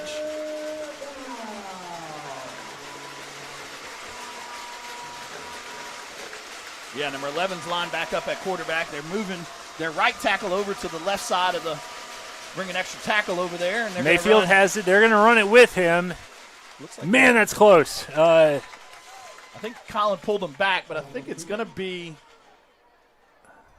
well, let's see, this spot on this side looks like we might be a little short. Yeah? Wow. Yeah, so it brings up a 4th down right here. I'm right here with him, and that was a good spot for us. It was not the correct spot, but good spot for us. Okay. Well, we'll take it. So let's see what they go with right here. Keeping number 11 in at quarterback. Going to probably go back with that heavy. Got to lock in and make sure you don't jump off sides. But you got to fire off the ball and see if you can get this stop here on 4th down. Probably going to run left. Yep. Here's Mayfield, and he is going to be very close. He's short. They're going to say he's short. They stopped him on 4th. Wait, it's good.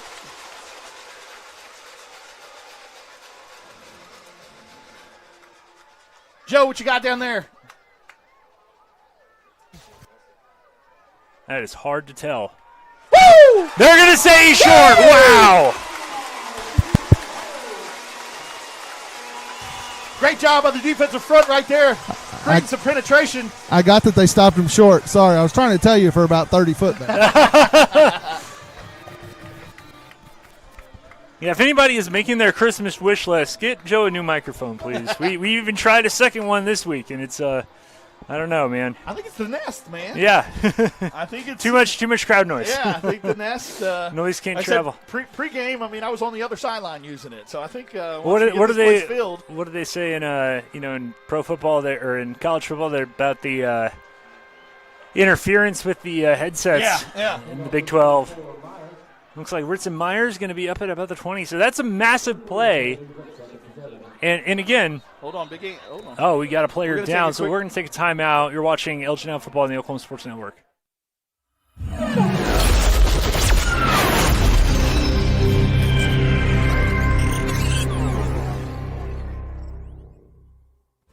Lawton Community Health Center's high-quality health care is convenient to wherever you are in the region. We're here for you, whether it's our main clinic on Southwest Lee Boulevard or any of our other locations in Lawton. LCHC has additional clinics in Marlow, Comanche, Cache, Medicine Park, Apache, Elgin, and Burns Flat, with more on the way. Enjoy peace of mind knowing quality care from experienced providers is always available. LCHC, your hometown healthcare. Your job can get dirty. You need a solution. At Waste Solutions, we offer front-end loaders, roll-off containers, and dumpsters for any job, large or small. We also provide residential trash services for Lawton's outlying communities. We've got a solution for small businesses, contractors, construction companies, and everybody in between. We're a locally owned company, and we've been serving our community for 21 years. We love Southwest Oklahoma, and we take care of our own. Every dirty problem has a solution. Waste Solutions. Click or call today.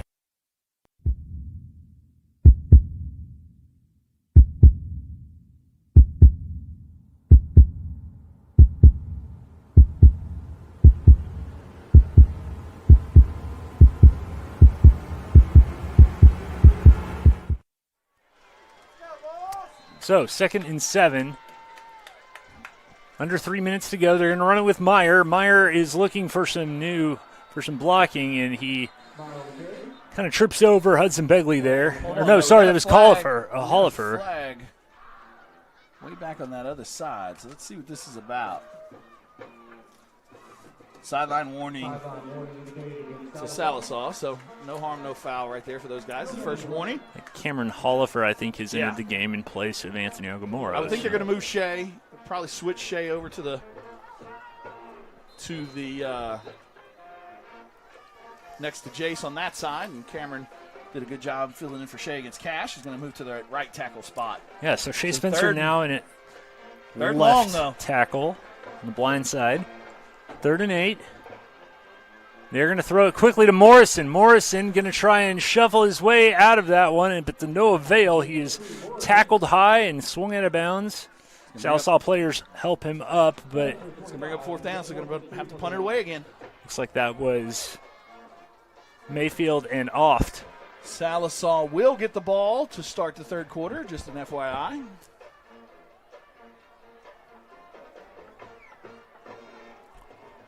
See if Colin can get a good one away right here. Clock is running, 2:29. Creep up on 8 p.m.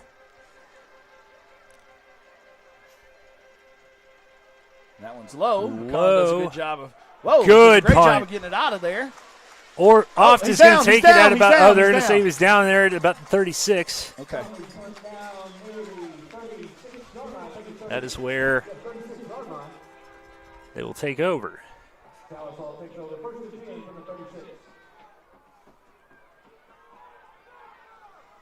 I mean, you can't touch the. They're arguing. Yeah, you can't touch the center. You can't touch the center. Okay. And I mean, Brody was tackled, and now the referee's going after Coach Breeze. But all right.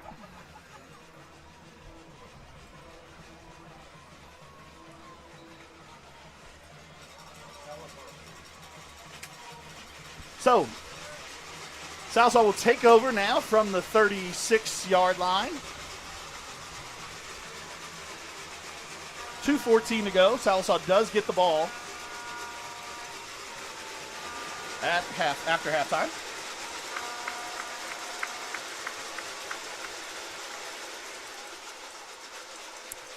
Not much going there.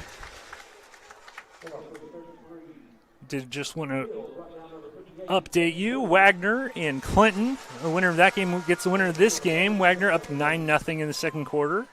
Elsewhere in 4A, Bethany up 7-6 on Ada in the second quarter. And Tuttle all over Hilldale, 28-0, about 3 minutes from halftime in that one. All right. So, 2nd and 8. He's going to keep it, and he's going to throw it up. It's going to be big job, Bryce Martin. Big job by Bryce, and he's down at the 28. Bryce Martin. What a play right there by Bryce. Taking the ball away from the receiver. It's 2 turnovers forced by Bryce Martin tonight. Little honey badger, baby. So let's see if the offense can punch one in right here and get us a 2-score lead. Get a little momentum going into halftime with them getting the ball coming out for the third quarter. That was forced a little bit by that pressure because Yeah. he just floated it out there and Bryce closed on it. Yeah, Phil Peebush did a good job of getting in there, kind of had his hands on the quarterback. Quarterback tried to get rid of it out to the outside, and Bryce did a good job of taking the ball away from the receiver for the big interception, 6th interception of the year. It's going to be a quick throw. It's going to be caught by Eaton. Eaton is going to be down the sideline. He's inside that Rising Eagle Brewery red zone. Yeah, right there, that was a good job by Trace. That was the inside run call. But he liked the matchup outside, and rather than give it to Ritson, he decided to hit the hitch and picked up 12 yards on the play.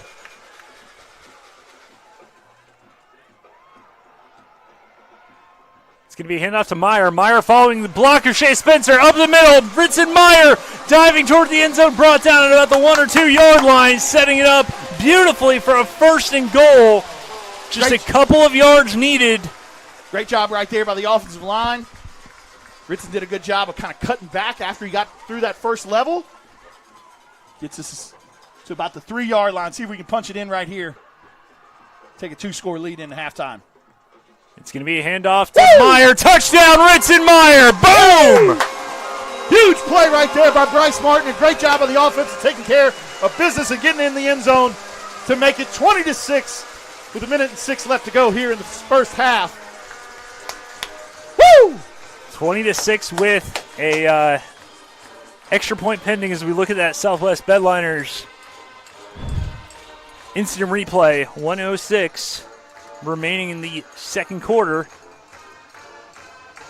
Good snap. Good kick.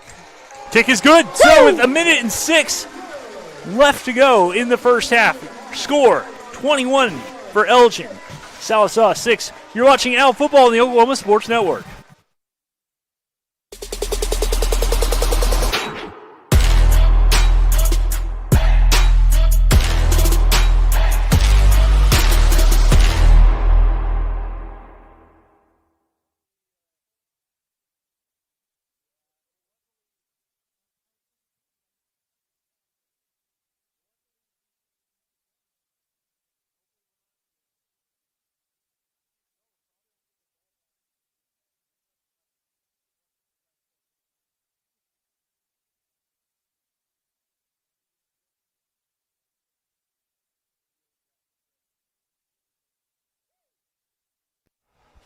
All right, 1:06 to go, just before halftime.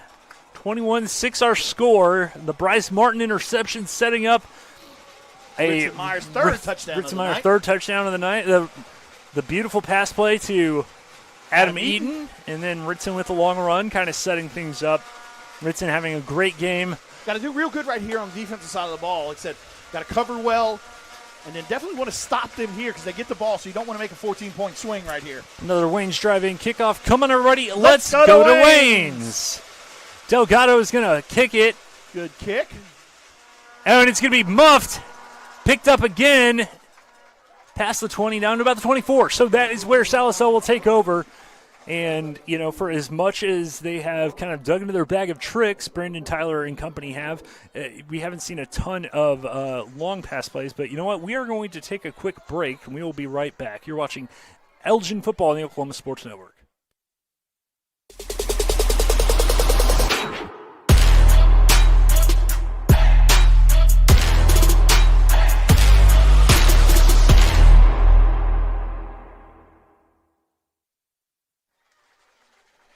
All right, so with just under a minute left to go in the first half, Elgin trying to provide another defensive stop while Sallisaw wants to put some points on the board before going back into halftime.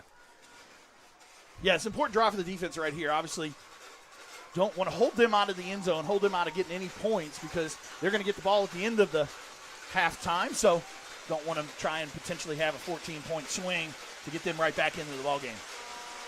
Owls up 15. Hand off to Hill, and Shea Spencer has him, and he's not going to let him go. Yep. Great job Shea right there. Spencer. Great job by Big Shea. Looks like Sallisaw's kind of okay with. Yeah, I guess they're okay with maybe running I was going to say, the way they ran that last drive, it looked kind of like it. Right. Interesting. Don't want to, I mean, they're not super, super great at throwing the ball. So may not want to. That's kind of what I was trying to say before we went to break. It was, I mean, they haven't taken too many deep shots. They've thrown the ball kind of those precision dig routes or pass plays.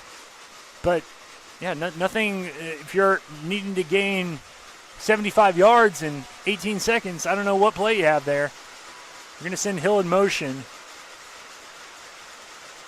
Yeah, they're just going to run They're this just thing going to run it. So that will, as they. That'll take it to halftime. That'll take it to halftime. Woo! So after 2 quarters of play, your score in this 4A quarterfinal game, Elgin 21, Sallisaw 6. You're watching Elgin football on the Oklahoma Sports Network, where sports is our middle name.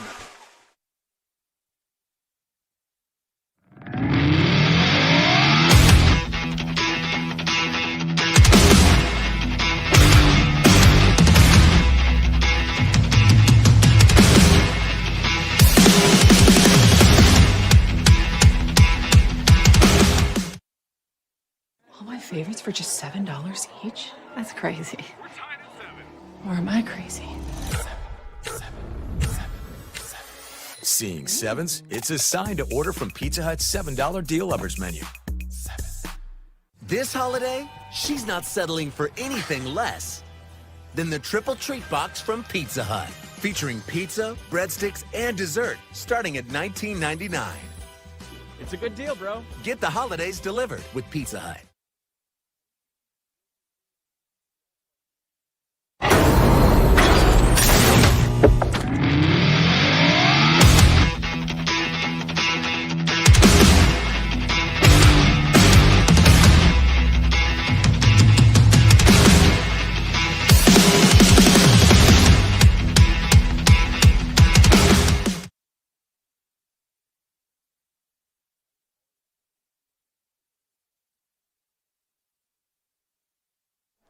Okay, back at halftime.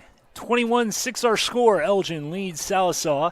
3 touchdowns from Ritz and Meyer have the Owls leading this one. And this is going to get us ready for our Corey Eastlick Farmers Insurance halftime band performance. Your local farmer's agent right next to All-American Bank. Corey Eastlick can help customers like you identify the insurance coverage that fits your needs best. She has 18 years experience in the industry, so she has the knowledge and tools to better help you understand your coverage, whether that's home, auto, life, renters, business insurance, or more. Give Corey Eastlick a call at 580-492-5547. 580-492-5547. Thank you, Corey Eastlick, for sponsoring the halftime band performance. So we're going to watch the Pride of Elgin Marching Band right now.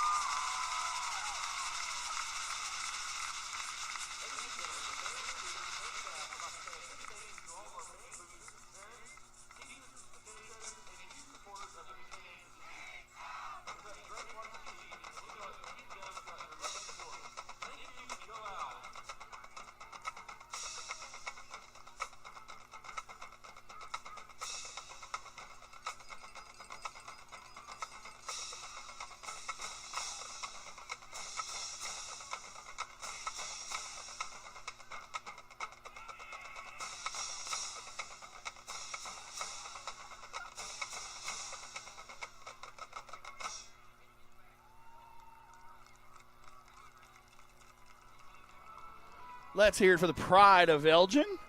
Great job by those guys. Last time that those seniors will also be on the field at the Nest. You've been watching the Corey Eastlick Farmers Insurance halftime band performance. We're going to take a quick break. We'll be back, talk a little bit of stats and keys to the game, keys to the second half. Sorry about that. So you're watching Elgin Iowa football on the Oklahoma Sports Network, where Elgin is up 21-6 at halftime against Sallisaw. We'll be back.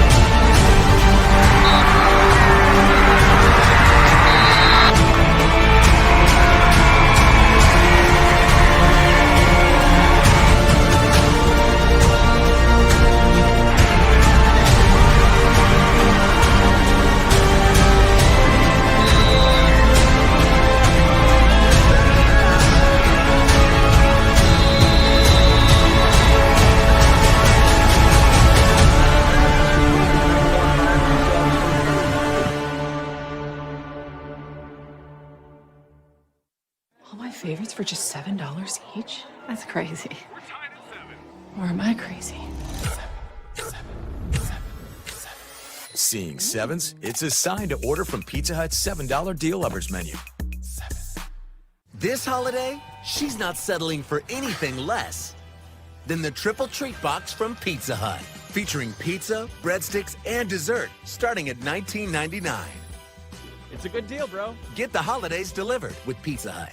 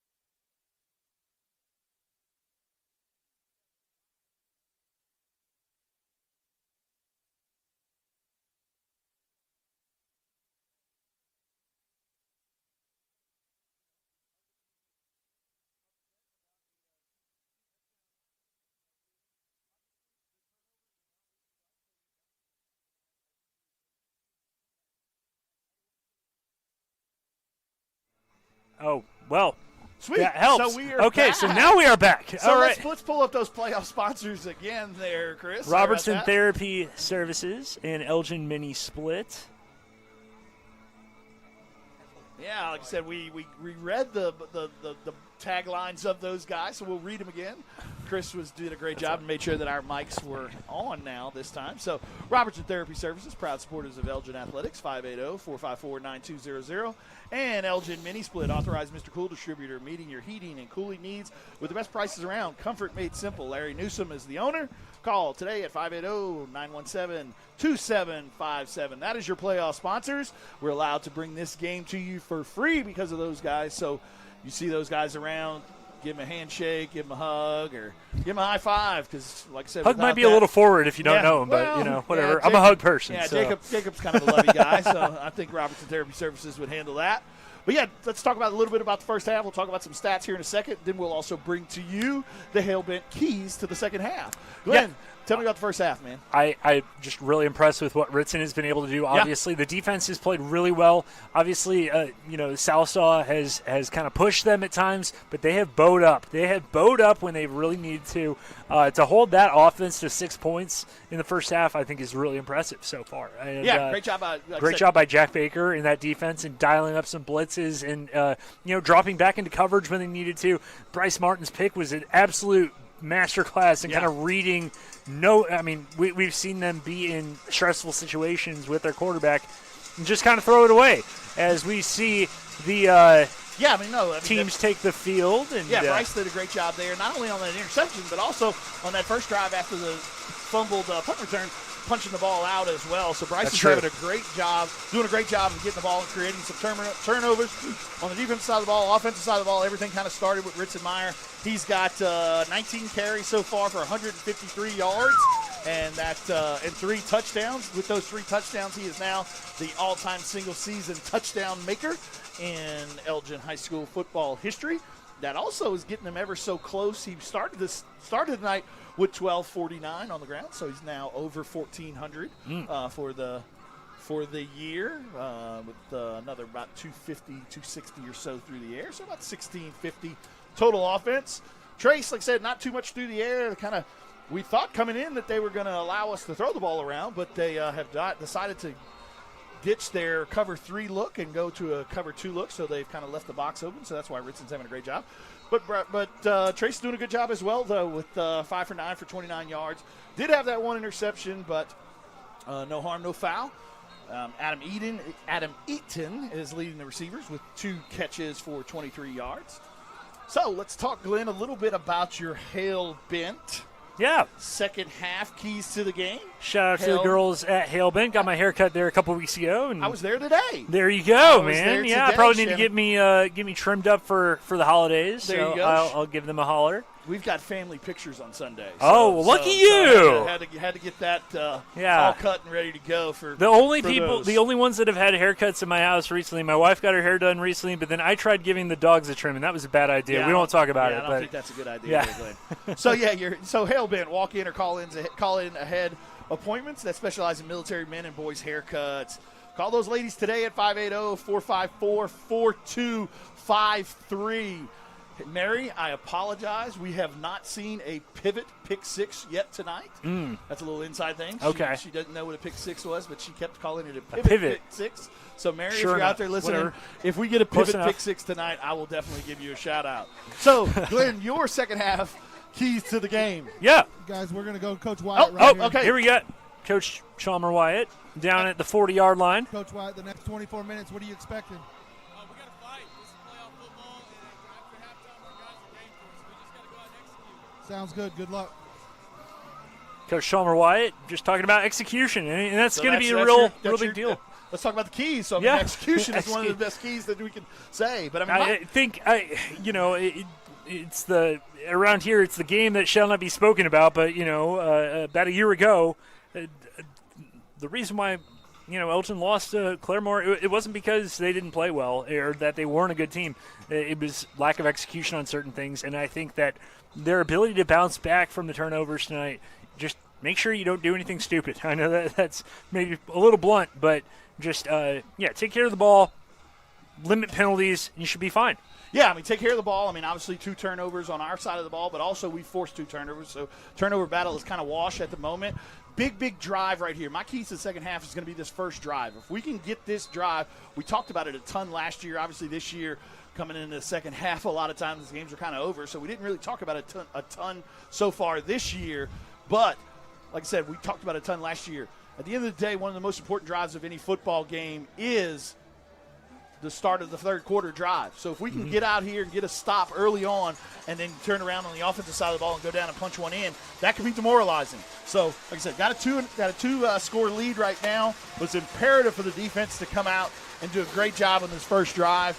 And like I said, that could deflate Sallisaw. They had a long day today. They've driven 3 or 4 hours. Yeah. They stopped at, my understanding, they stopped at Mustang, had a little walkthrough or whatnot. Then they stopped in Chickasha again. So they've had a long day. So if we can kind of get some momentum going early in this third quarter, we can hopefully maybe put this one away and see and make history. Yeah. I mean, that's what we're here to do. So that is your hell-bent keys to the second half. Mary just sent me a little message with a little laughing face. It's awesome. With about her pivot pick 6. It's one of the cool things about getting to do this is having kind of the audience and having the people that you get to know. Yeah. Obviously, you're more ingrained in this community than I am, but I have a few friends here in Elgin that'll let me know when our audio is not acting. Yeah, not up to par. It's like, hey guys, you can let us know when we're doing good too. That'd be cool. Hey, but for all those that complain, yeah, just go to Netflix. Yeah, that's a good point. Yeah, we aren't on Netflix. I had to do a little mental math on the Jake Paul Tyson fight.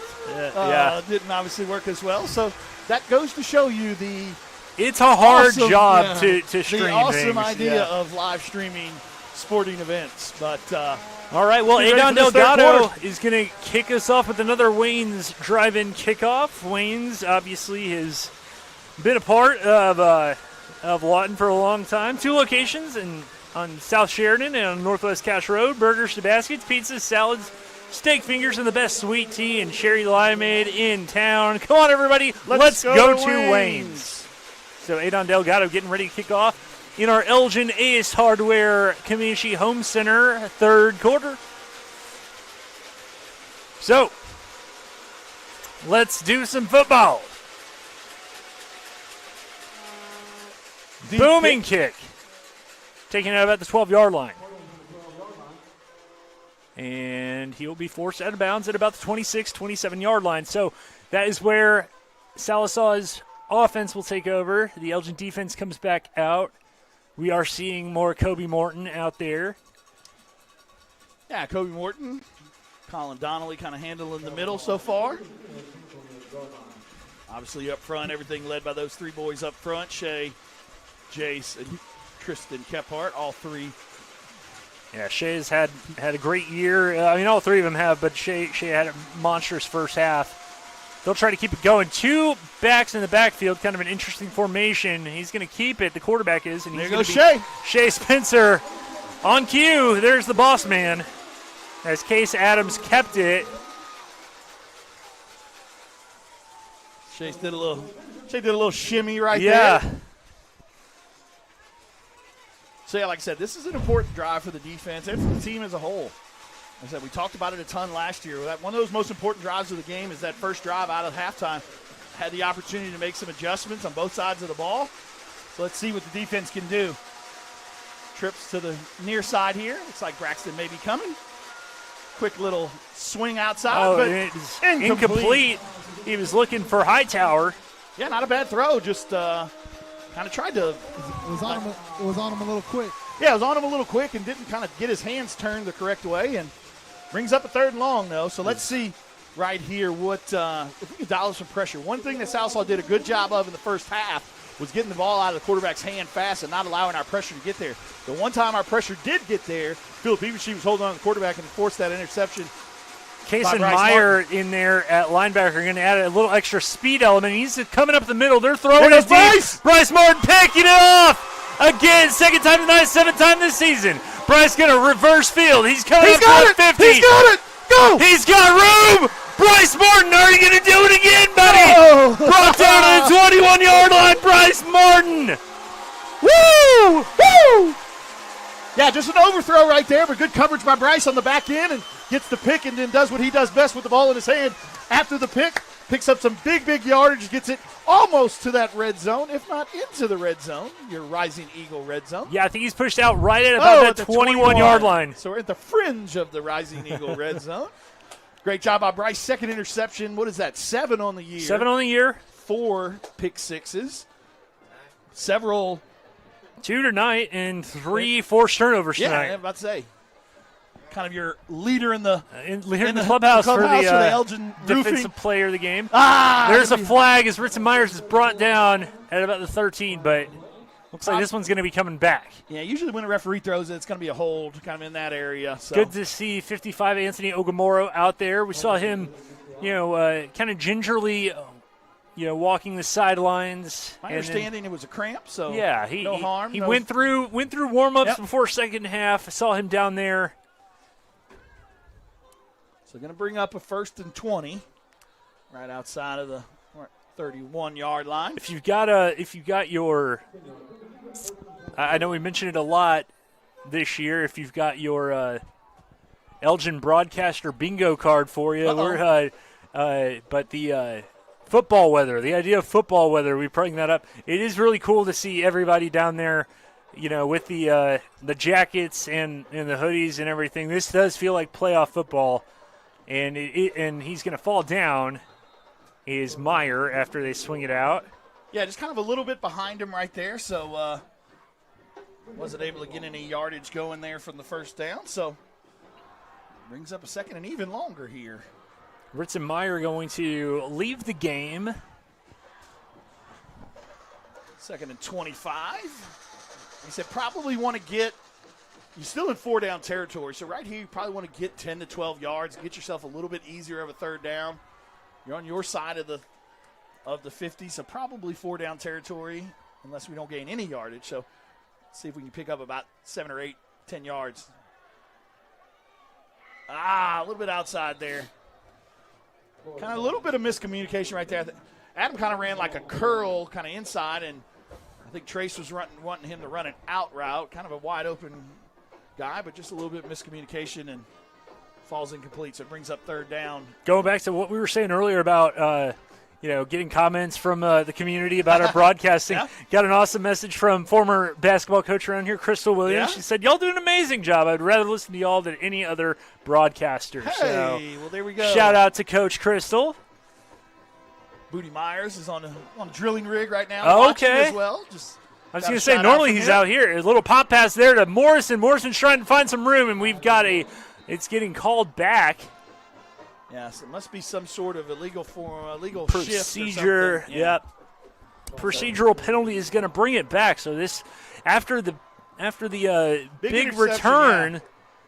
Offense come out a little bit sluggish. Only been sloppy. going in the negative direction.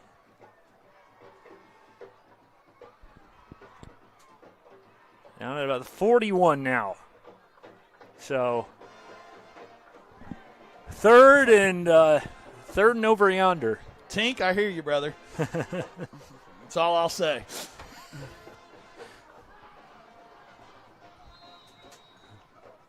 So 3rd and 30. Just trying to get any sort of positive yardage. And yeah, if you can get maybe 10, 15 yards, do have a chance to get it.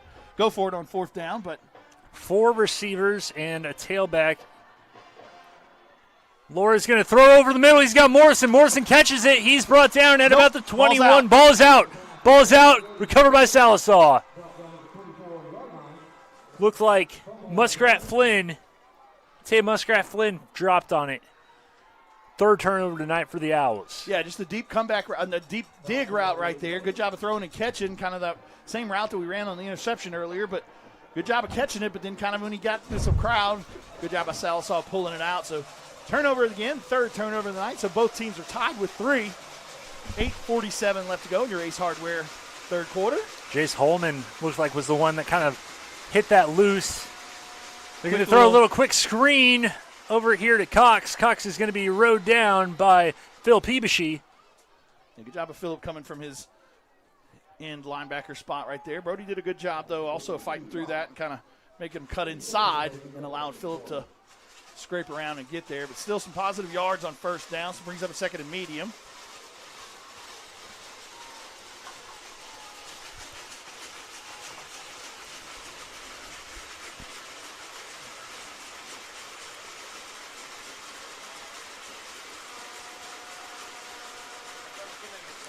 They're going to throw it. Adams is going to throw it. It is. Oh! Is it picked up? Yes, sir! Adasola! Josh Adasola picks it off the deflection. Wow. Dove to pick it up above the carpet as we watch the Southwest Custom Bedliners instant replay. Off the receiver's hand, and Josh gets there. Wow. Right underneath it. So that's another turnover. So the third interception on the night by the defense, fourth overall turnover. Man, it looks like, trying to tell. No, yeah, it is down there on the sideline. I know you mentioned him earlier. I think Big Brother Mike has made his way down there to the sideline. You know he loved to see that. Oh, yeah, absolutely. Braxton Antuna dotting the pistol behind Trace. 3 receivers. Bottom of your screen. It's going to be a handoff to Antuna. Antuna's going to burst up the middle. He's going to finally be brought down, but not before. A gain of about 12 yards. Man, we talked about his explosiveness. Yeah. He runs so fast, he's got me talking fast. Just the power right there. Good job of following the left side of the line. Gets about 12 yards on the run. Braxton had about 15 yards or so in the first half. Checking to the sideline for some last-minute instructions.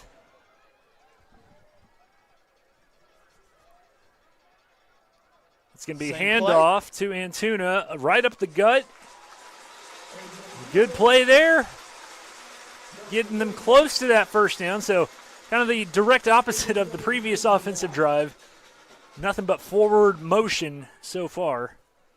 We'll take that 5 at a time. Yeah, absolutely. No doubt. Ritzenmeyer still on the sideline. I think they're wanting to give him some rest, but also just give Braxton, get that change of pace. There's a reason you put in, a back like him. Yeah, I mean, he's over there, like I said, Ritson's standing there with Lance. Coach Hill does a great job of rotating those guys in and out and knows who has the hot hand. And Braxton has been the hot hand on this drive for sure, and he's still up inside the red zone. He's diving towards the goal line, down at about the 3. There's a penalty up at around the 20, so let's see what this is. It's thrown by the side judge over there by that. So might be an outside holding on the outside. Shoot. Great job by Tiny right there, though, of running after contact, doing his best Ritson impression, but yeah, Ritson is back in the game. But all for naught, so that'll bring up a second. It's from the spot, so second and about 3 or 4.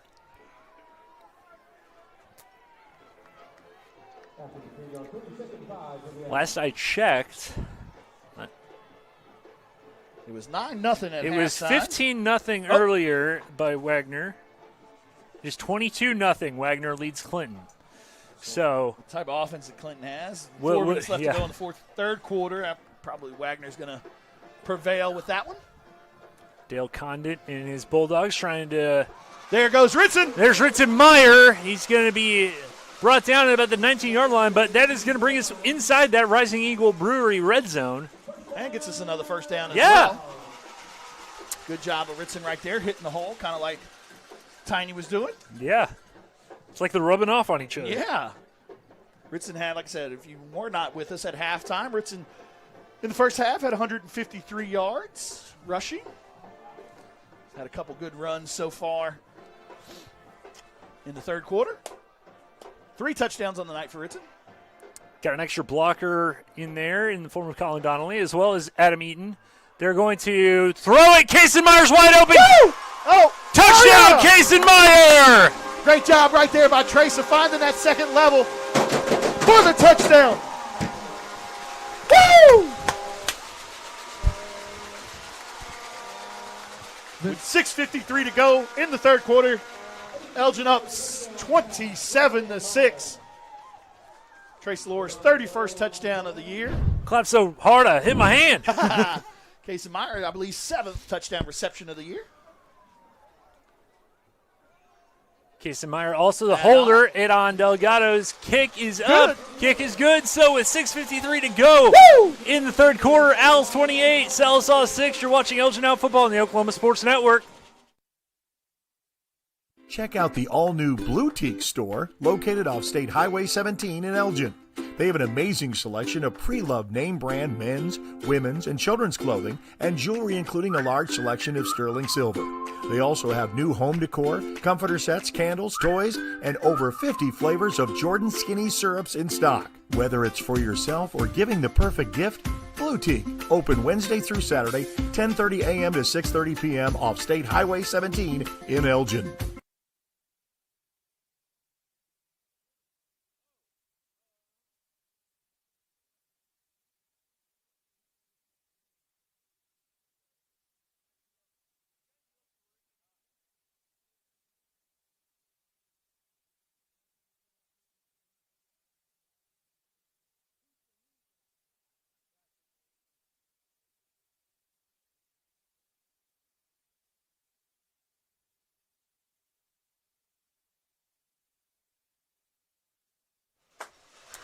.653 left to go in the third.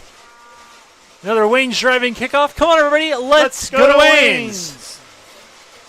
Joe Absher, kind enough to bring some Wayne's drinks for the staff today. Kick is up. Kick is taking it out to 15. They're going to reverse it. Way to stay at home right there, John Lohman. Looks like that was Tay Muskrat Flynn, who I think was responsible for recovering that fumble earlier in the quarter. So let's see, R&J Motors drive summary. Good drive right there by the offense after the interception by Josh Adesola, capped off by the touchdown from Trace Laura to Payson Meyer. All 4 touchdowns scored by the Meyer brothers tonight. Your R&J Motors drive summary. Little throw out here. Cox is wrapped up by Bryce Martin. He's become very acquainted with Mr. Martin tonight. Also want to shout out Gage Baker doing the retrieving the tee as always. High pass, and it is go get it, go get it, down go get on it, the ground. That's his cartwheel, by the way. Yeah. Yes. Good job by Josh, though, right there, not giving up on the play. There's a flag on the play, and I'm thinking it might have been pass interference offense. Yeah, that's what they're signaling. Oh, no, it looks like they're waving it off. Down the field. No, it's definitely going. Yeah, no, they waved it off. Okay, well, I don't know. They've got the ball spotted. So, yeah, third and – is it third? Yeah, because, Bryce Martin, yeah. So it should be third down. The stick up top, the stick up top is incorrect, so it's third down. It is now third down. Big play right here for the defense. We can hold them right here, probably force a punt. They're going to keep it with Adams, and he's met immediately by Shea Spencer. Great job by Shea and Philip Peabody to get in there. Pushing him back that far is going to definitely bring on the punting unit right here. Casey Myers going to go back deep to try and catch this one. Third quarter. Got off to a little sloppy start, but it's been all Elgin Owls since. A little bit less than 6 minutes to go here in the Elgin Ace Hardware third quarter. Let's see what they do with this punt right here. They've been doing kind of the rugby style most of the night tonight. Nope, this time just a regular punt. Kind of a low-line driver. Get away from it. Kaysen's going to let it roll. And it's going to go to about the 23. So that is where Elgin will take over. Owls will take over with 5:34 remaining on our clock in the third quarter.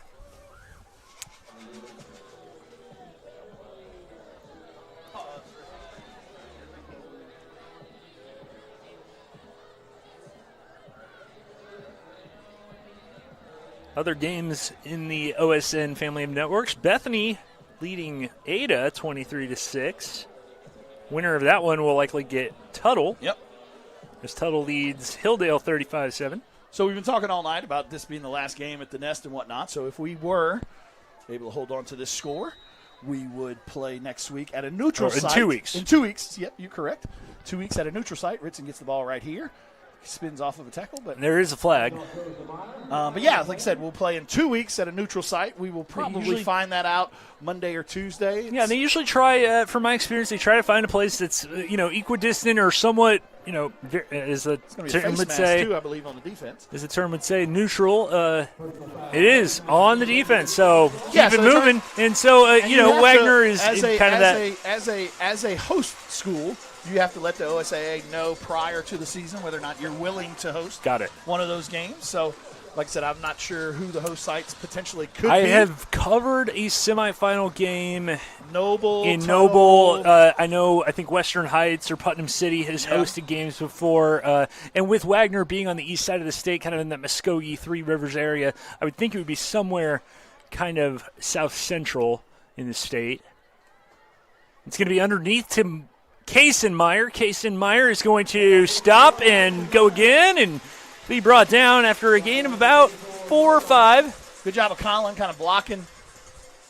And Kaysen kind of following that block and then cutting up underneath it. Get some positive yards there on first down. Second and medium is where you like to be as an offensive play, as an offense and an offensive play caller. Coach Adam Castro doing a great job tonight.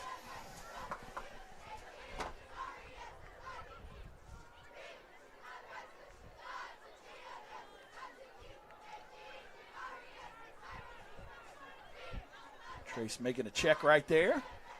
Going to throw it quick. No, he's going to keep it. He's going to run. Get down. Trace Laura is going to be knocked down, and with the way the ball has been squirting all over the turf tonight, got a little nervous. Plus, you want to protect that right arm. Yeah, good job of him right there. Like I said, didn't like the little hitch to the outside. I think that was called, guys. Yeah. Okay. Even better. I mean, it was just a one step and go. It well, like I he said, was looking for much. Yeah. Speaking of, there's Laura's going to hand outside off. Zone. Outside zone to Meyer. Meyer's going to spin. He's going to get the first down. He's going to have more. He's going to have his fourth touchdown of the night. Woo! Have yourself a night, Ritson Meyer. Sir!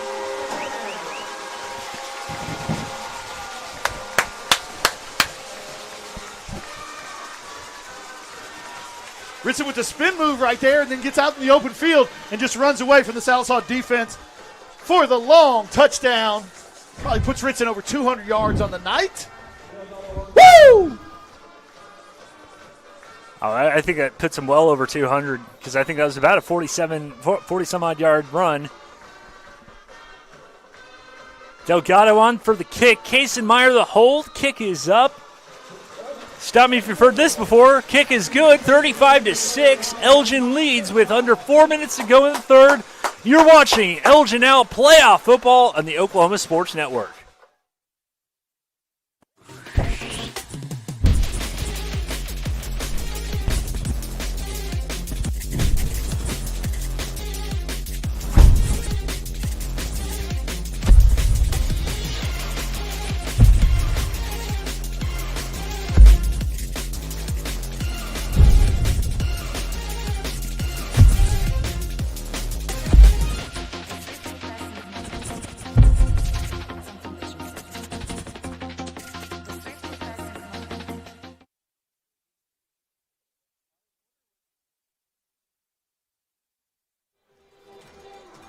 All right, 35-6, under 4 minutes. Felt like I was at home for a minute. I was going to say, I've been to a lot of football games. So have you. This is the first time I've heard Baby Shark in a football stadium.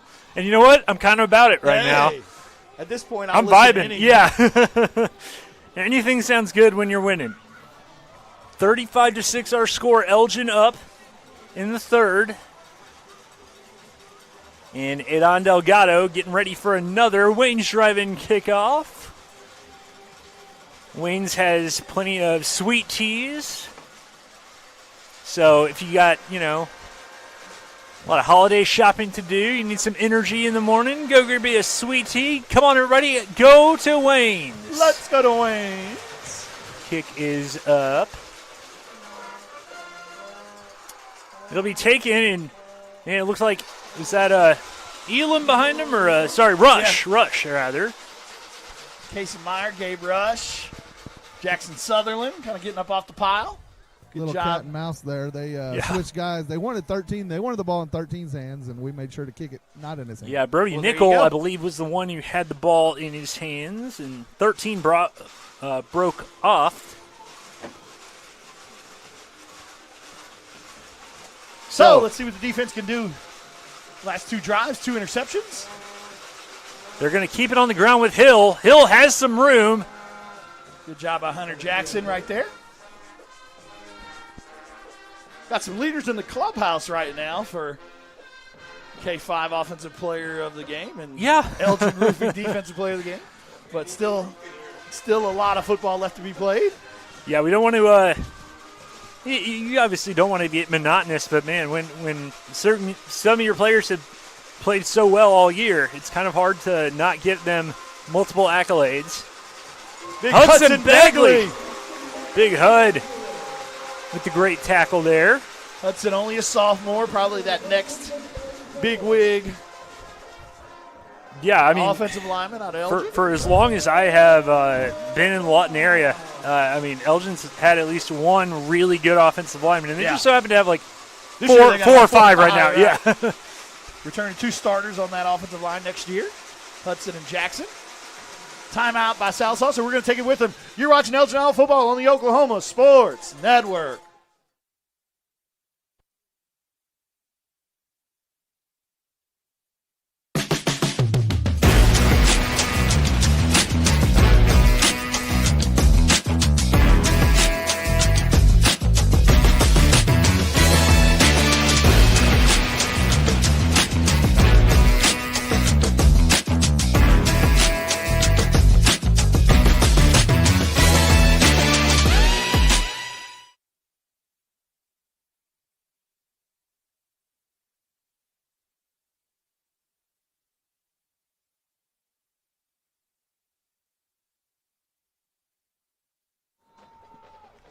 .248 remaining in the third quarter.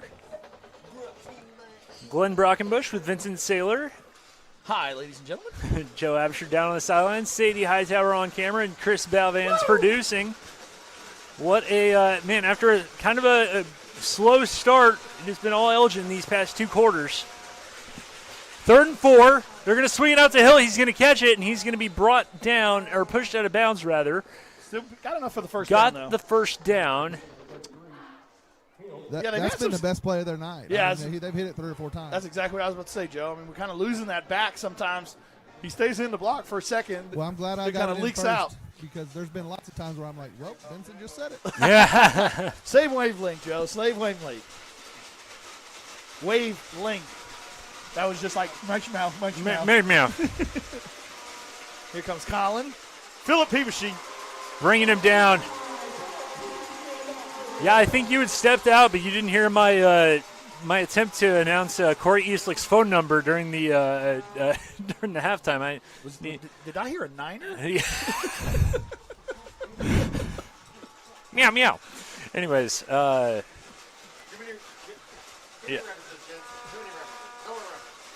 We can be insufferable, I know. Yeah, it's pretty bad. 2nd and 14.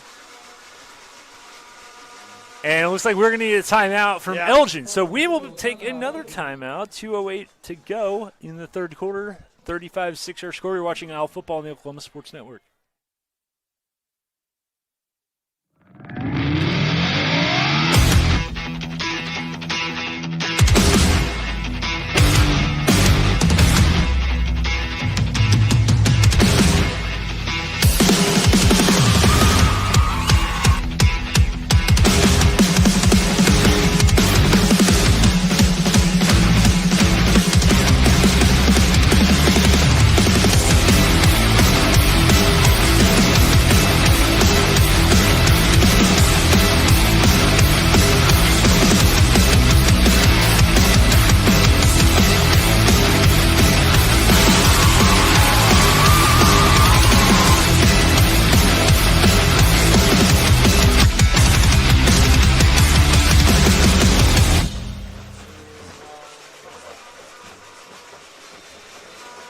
We are back live. 2:08 to go in the third quarter. 2nd and 14 now. After that tackle for loss by Philip Peaveshy, They're going to hit. And there's Petershee again. They handed it off that time to, I believe, Jackson Harris. They kind of had both quarterbacks in there, it looks like. What's going on with Tiny? Cramp. That's what you were talking about with that mesh. Riding it so long, it gets dangerous. Yeah. I mean, by that point, like you said, that you're reading that outside guy. And then, like I said, by that point, Collins on top of the quarterback, and there's just nowhere else to go. They're going to throw it. Adams rolls out a little bit, throwing deep. There's a whole bunch of Owls back there, and it's tipped away. And you know what? That might be okay. Hunter, I think Hunter wanted that one. Josh went to go get it. Great. Bryce Martin's kind of giving Hunter well. a little bit of tips. Here's how you come down with the interception, man. Trust me, I've had a few. But Hunter looks at him and goes, but I was the 4A1 yeah. of the year. That's a good point. Yeah, Hunter Jackson just well, named. Bryce Martin also a junior, so not eligible for the awards. Hunter, but still, yeah, Hunter Jackson, the 4A defensive back of the year. Josh Adesola, the 4A1 defensive newcomer of the year. Bryce, get out of the way. Ooh. And that is going to be taken at about the 27, 28-yard line. Minute 16. Colin Donnelly, the linebacker of the year. Mm-hmm. Adam Eaton, the tight end of the year. Jace, offensive lineman. Ant, newcomer, offensive player. And your MVP of 4A1, Trace Laura. And don't forget your defensive player of the year, Shea Spencer. Shea Charles, defensive player of the year. Also named all-district, add-on. Yeah. Add-on's been pretty much automatic this year. Tristan Kephart and Kobe Morton. So a lot of accolades for those seniors. Great job, guys. Well, look at this. We got Brody Morrison. Back is that right? Yep. Okay. Well. Kind of worked on this a little. Okay. He's going to be brought down.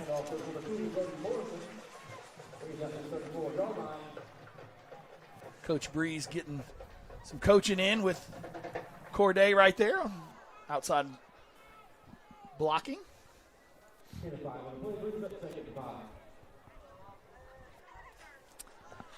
So just under a minute to go. May try to go about one more play and then take it to the fourth. Yeah, that's what I'm thinking too, Joe. I think you're going to see us kind of slow it down a little. No need. So Richie and Kaysen-Meyer are your receivers. Corday Richie at the bottom of your screen with 33 seconds to go. In the third quarter, they're going to hand it off to Morrison up the gut. Morrison's going to get that first down. That will stop the clock momentarily, but then once it starts running, that'll run us toward the end of the third. 30 wasn't expect right there. Yeah. Put her shoulder and run him over.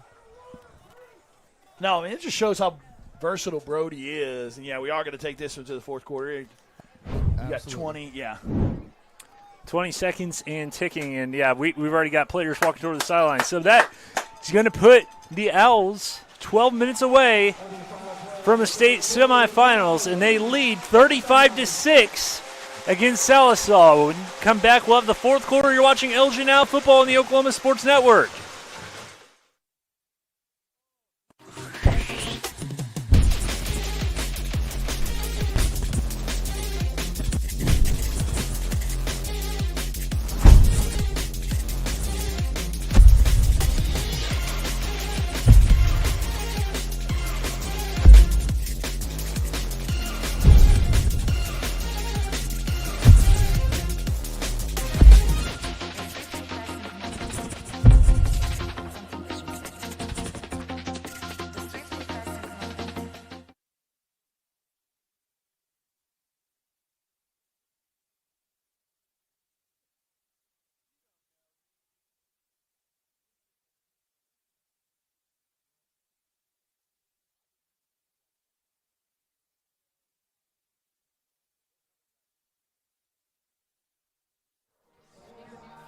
We are back now for our fourth quarter, brought to you by the Lawton Fraternal Order of Police. Stick around after the game. We'll have a quick Ann's Country Kitchen post-game show where we will name the Elgin Roofing Defensive Player of the Game and the K5 Overhead Doors Offensive Player of the Game. They are going to fake the handoff to Morrison. They're going deep. He's got Corday Ritchie. Corday Ritchie catches it. Touchdown, Corday Ritchie. Put it to bed. Yes, sir.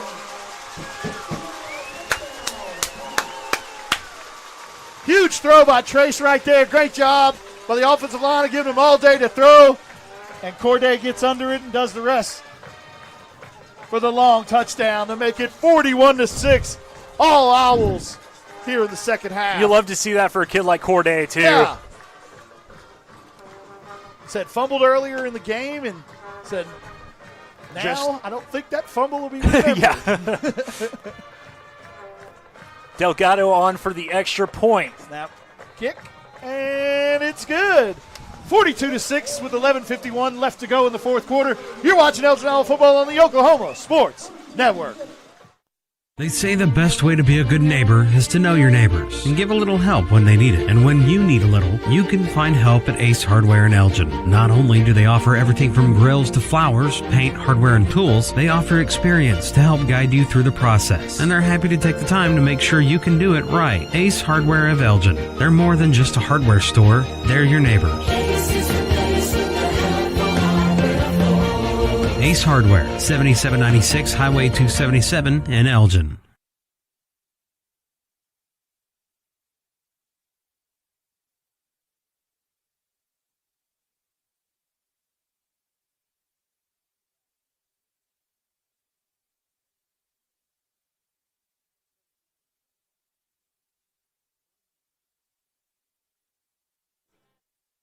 All right, 11:51 to go in our fourth quarter. And man, after it was 7-6, it felt like we were going to be in for just a rock fight of a football game. Ever since then, 35-0. We have still never trailed. And for 2 more weeks. Knock on all of your hardwood surfaces. But yeah, it has been all Elgin since that point.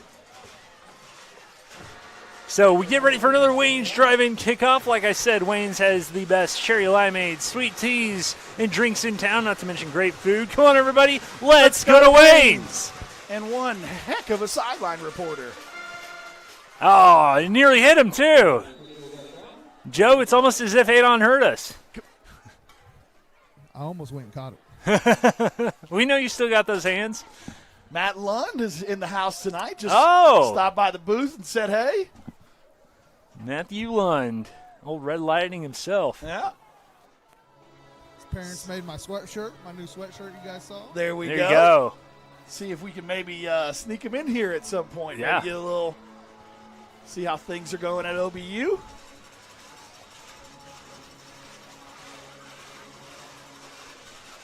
$11:51 to go here in the fourth quarter.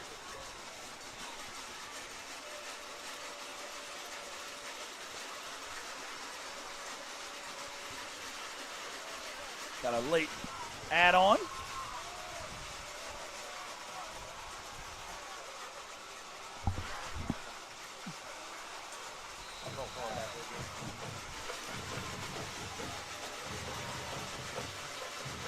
They're going to keep it with Adams. Adams going to run up the front.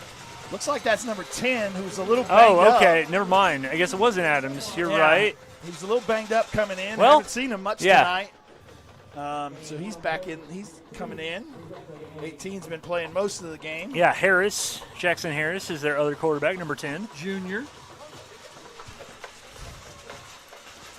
Looks like 18 is. Yeah, Case Adams is back Case Adams back in the game. 11:20 and counting. The nest They're is gonna still throw rocking. it. Jackson Sutherland chasing after him. Bryce Martin waiting for him, and he's going to push him out. Well, he got the first down. Did get the first down. Seeing Jackson in there. He's, again, when we talked about Brody or Corday, Jackson's one of those guys that they just rave about his athleticism and his ability to do so many different things, play different positions. Yeah, lines up some at tight end, lines up at that outside linebacker spot, kind of where Braxton usually plays. Shea Spencer's in there. Tristan Kephart, Hudson Begley playing along the line. Handoff up the middle right there. About a 1-yard gain. Yeah, great job of the defense all night. Like I said, got kind of behind the 8 ball there in the first drive. Had about 20 yards to go after the fumble on the kick return, but second play of the game, Bryce popped one out there. Hunter was able to recover it, and since then, outside of that one drive, they've done a great job all night. Forced 4 turnovers, and what can you say? I mean, just done a great job all night. Forcing turnovers, controlling the line of scrimmage, and taking Elgin to where Elgin has never gone before, maybe. They're throwing it out here. Man, what a hit by Josh. Josh Adasola just stuck him right on Brody Nichols' number. Great open field tackle right there. Needed a breather out. Didn't. Boom! As we watch the Southwest Custom Bedliner instant replay. Too. Yeah. Didn't lead with his head. Led with his shoulder. Great job right there by Josh. Said it earlier. Defensive newcomer of the year in 4A1. Adams rolling out to his right. Adams going to throw. It's picked off. It's picked off by Morrison. Morrison coming the other way. Morrison's got room. Morrison's got a pick six. Sir! Yes, sir! Get it done! Woo! And guess what, Mary? We got you a pivot pick six right there. Pick six, Mary! Brody Morrison knows what to do with the football in his hand, obviously. Pick six, his first pick of the year, and returns it all the way for another Elgin Owl touchdown. 48-6, 9:44 left to go in the fourth quarter. It's been all Owls here in the third and fourth quarter. Yeah, let's go, Owls! Woo! Yes, sir! Good snap, good hold. Kick is up, and that is good. So it makes it 49-6 with 9:44 left to go in the fourth quarter. You're watching Elgin Owl football on the Oklahoma Sports Network.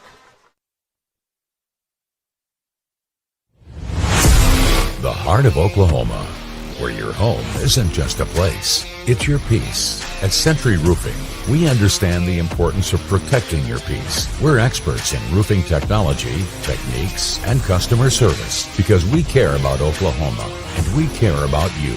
At Century Roofing, we combine quality craftsmanship and exceptional service because your home deserves the best. Century Roofing, staying on guard for Oklahoma.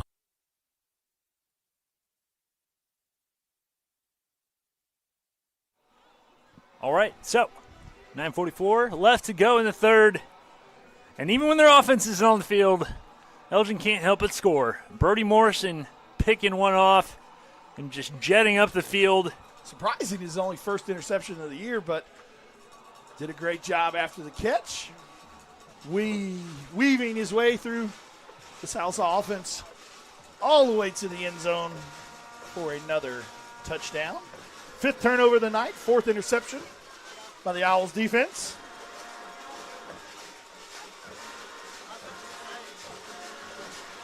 Another Wayne's Drive-In kickoff brought to you by Wayne's Drive-In. Come on, everybody, let's go to Wayne's.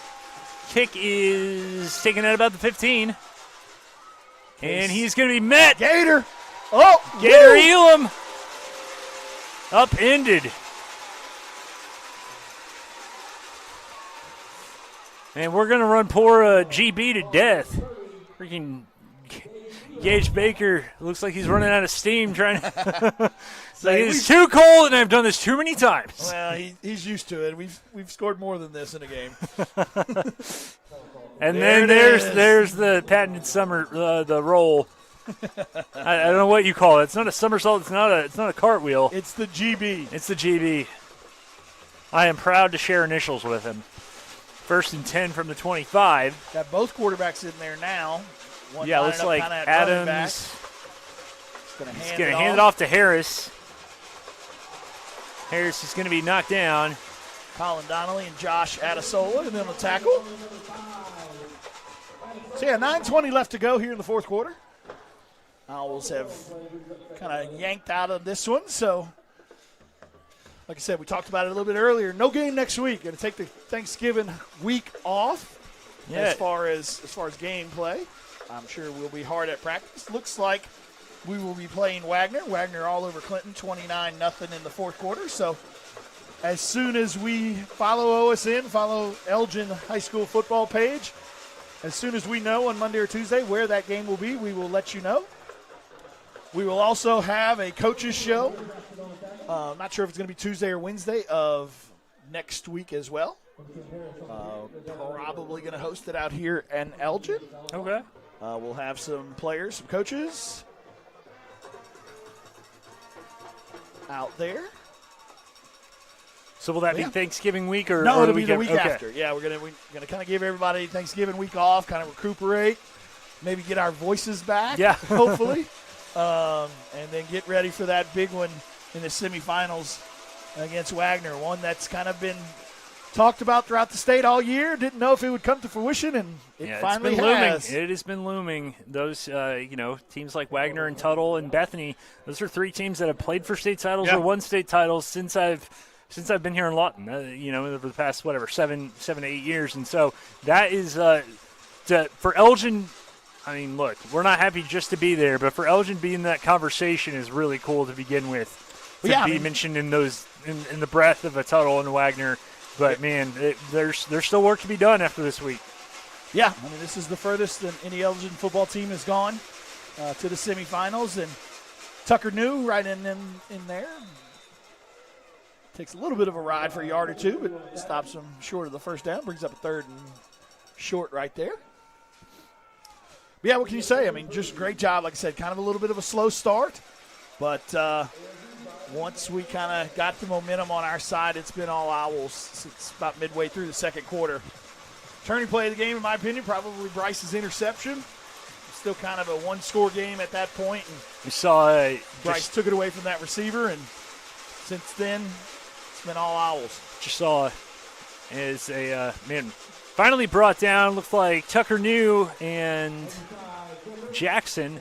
We saw Colin Donnelly leave the game and get a big hug from Chalmer Wyatt. I'm assuming his night is probably done. Yeah, you got Braden Jones in there, Tucker New, Kobe Morton, Kaysen, Jackson Sutherland. Corday Ritchie is now at corner. Josh has moved from his corner spot to his safety spot. Hunter Jackson, who never comes off the field on defense, is still out there as well. 4th down right here. Let's see if they can get a turnover for the offense. Quick screen. Sutherland chasing in after him. So is Adesola. I think he's short. Kaysen Meyer stopped him short on 4th down. Yep. So with 6:15 to go, we send the offense back out there. Looks like Caden's going to get some snaps again this week. Boletto coming in. Yep. Here comes Caden Boletto. Got that second-team offensive line in there as well. Let's see, Ballou, C.J. Devine, Zayden Roberts. It looks like Cameron all of our. And then wow! Looking at the in 5A, some of our other teams on OSN. Also, Micah Keybone in there. Yeah, there you go. Want to give a shout out to Professor Keybone. Did a great job with the guys today. Had a message from Gerald McCoy for the boys. Oh, that's awesome. Yeah, here goes Dalvin Clark. Showing why he was Practice Player of the Week. Yeah, Practice Player of the Week this week. Yeah, I talked a little bit to Pastor Mike last week down there, I think around halftime, and I said, I think it was during the Ardmore game, I said, I feel okay with this. It only gets tougher from here. And he goes, we got this, man. I might be putting words in his mouth, but, he's a good dude. And But, yeah, like I said, he was able to get a message from Gerald McCoy. That's really cool. To the guys, so that was a cool deal there. And I say this as an Oklahoma State alum. Much respect for GMAC and what he has done, giving back to the community in Oklahoma. Hand off to Clark. They're finally bringing him down. So, under 5 minutes to go. Yeah, other teams in the OSN family of networks in 5A, Del City all over McGinnis, 66-0. That's a final. And Claremore, who asked us last year, well, they fell tonight to Carl Albert because everyone falls to Carl Albert, 45-14. Guthrie up on Booker T. Washington, 28-20. And then Newcastle was beating Pryor, and now it's 37-32 Pryor late in that game. So that's an interesting one. Pryor, of course, kind of over on the Tulsa side of the state. Josh Calloway and those guys. Yeah, Newcastle. Check out the fourth quarter if we get a chance. It's going to be a handoff. Looks like David Cardoza is back in there in the game, number 32, and he's going to be wrestled down like a steer. But he got the first down, so he's going to keep the first clock down. rolling and keep the offense on the field. Cardoza. A huge shout-out and huge congratulations to the coaching staff. Yes. Like I said, I mean, all those guys put in a ton of work, and Coach Wyatt's been building this thing for a long time, and just kind of, like I said, just every year we've taken that next step. Yep. I mean, 2 years ago in 5A. We were talking about this earlier. The one other time that my father came to an Elgin game, most of these guys were freshmen, and just to see the maturity and the growth. Yeah. They were coming off of, I think, a winless season. They had 2 wins at the time in 2021. They win 4 games that year, almost make the playoffs, and then just really taken off since there. I think 2 regular season losses since then. It's just not been, it has been nothing but strength from Elgin. We see a lot of the coaches that were in the press box heading back down there. See Coach Oren with his daughter. Yeah, Coach O's got his daughter on line. That's a cool got a moment. second one coming on the way. He's coming up soon. Doug's down there as well. Coach Lance Hill. Adam Castro down there. Castro, Jack Baker, defensive coordinator. I was wondering why you stopped banging on the wall. It's because Castro left. He's not here anymore, so. Yeah, it's really cool to see a lot of these coaches, that are not just coaches, but, family men. And a lot of them, I was telling my father, a lot of these guys all had babies around the same time. And I've asked them, is that, that it kind of puts things in perspective. And they're like, yeah, I mean, coaching is awesome. But, yeah, you're a father first. But it's what they've done for this community is really cool. Yeah. Yeah, because like I said, I mean, this is, Coach Wyatt talked a little bit about it on the coaches show. I mean, Elgin's been dying, to be a football town. And he's finally gotten it here, and no better man than him. I mean, obviously an alum. And little pop pass. There's Rush. Gabe Rush. Rush is pushed out of bounds on 3rd and 4. That'll bring up 4th and 2. Let's see if Caden and the offense can pick even though it looked like he was pushed out of bounds, they're going to keep the clock running, which is just the way Elgin likes it right now. Can't end this one fast enough. Yeah, maybe forward progress, yeah. So, 143 and counting. Stick around. Something like that. Yeah. Stick around. We'll Expert analysis from Joe. We will try and have Joe interview our players of the game. Yes. And also Coach Wyatt. Got 130 and counting. We'll stay right here after the game. Yep. Might even have a special guest up here with us at some point. David Cardoza inside that Rising Eagle Brewery red zone. And that is going to allow us to get into the best formation in football. Victory! Ow, my headset. Shout out to Rising Eagle. Might stop there after the game. I think they're still open. So, Caden's just going to let this clock tick down a little. Really cool moment for Caden Boletto. And missed some time earlier in the year with a broken collarbone and has come back and now gets to take the final knee. Uh-oh. Do you see what I see? A couple of senior linemen with a certain Gatorade bucket. Uh-oh. Who are they going to get? Oh, they're trying to get Chalmer. Oh, got the feet. Oh, he's too quick. He's still got the lateral quickness. He's still got it. Lance Hill's running away. He knows where to not be. We'll have to check. But that's going to wrap it up. They're check Chalmers' hamstring and groin after that. They're just going to let that roll out. So, final from the nest, 49. Elgin 49, Sallisaw 6. On to the semifinals 2 weeks from now. Congratulations. It looks like they got somebody. It might have gotten Jack Baker. I don't know who that. Jace walked away with the cooler, so we'll see. But, great job of the team. Great week of preparation. Oh, we've got they finally did catch Chalmer. Fireworks. And see, that's why you have the Southwest Custom Bedliner replay for moments like that, not for the play on the field. So great one. Just a big shout out to the whole coaching staff, to Superintendent Nate Mraz, Principal Curtis Laura. Yep, and of course, Athletic Director Coach Damon Hitt. Fireworks still shooting off. So, yeah, join us now for the Ann's Country Kitchen post-game show. Yeah. The famous Ann's has great hand-breaded chicken fried steaks, burgers, Indian tacos. Don't forget their homemade pies, cheesecake, homemade cinnamon rolls, biscuits, and dinner rolls. Head on over to Ann's. Experience the difference Ann's way. 26,020 State Highway 58, Ann's Country Kitchen. So, welcome to the Ann's Country Kitchen post-game. And Joe Absher is trying to get some of our special players. Yeah, so while we're at that, let's go ahead and name those special offensive and defensive players of the game. We're going to first name our offensive player of the game, brought to you by K5 Overhead Doors. Ethan King and those guys specialize in overhead doors. Give them a call for a free estimate. Garage door, fence, and gate contractor, 580-695-0580. Also part of the Shade Doctor Shades as well. So our offensive player of the game with, I think, 4 overall touchdowns. Yeah, it's got to be Ritzenmeyer, over 200 yards. Well over 200 yards. Broke a certain person's all-season record of touchdowns in a season. Couldn't be happier, it looks like. Yeah, but so Ritzenmeyer is going to be your K5 overhead door player of the game. Your offensive player of the game.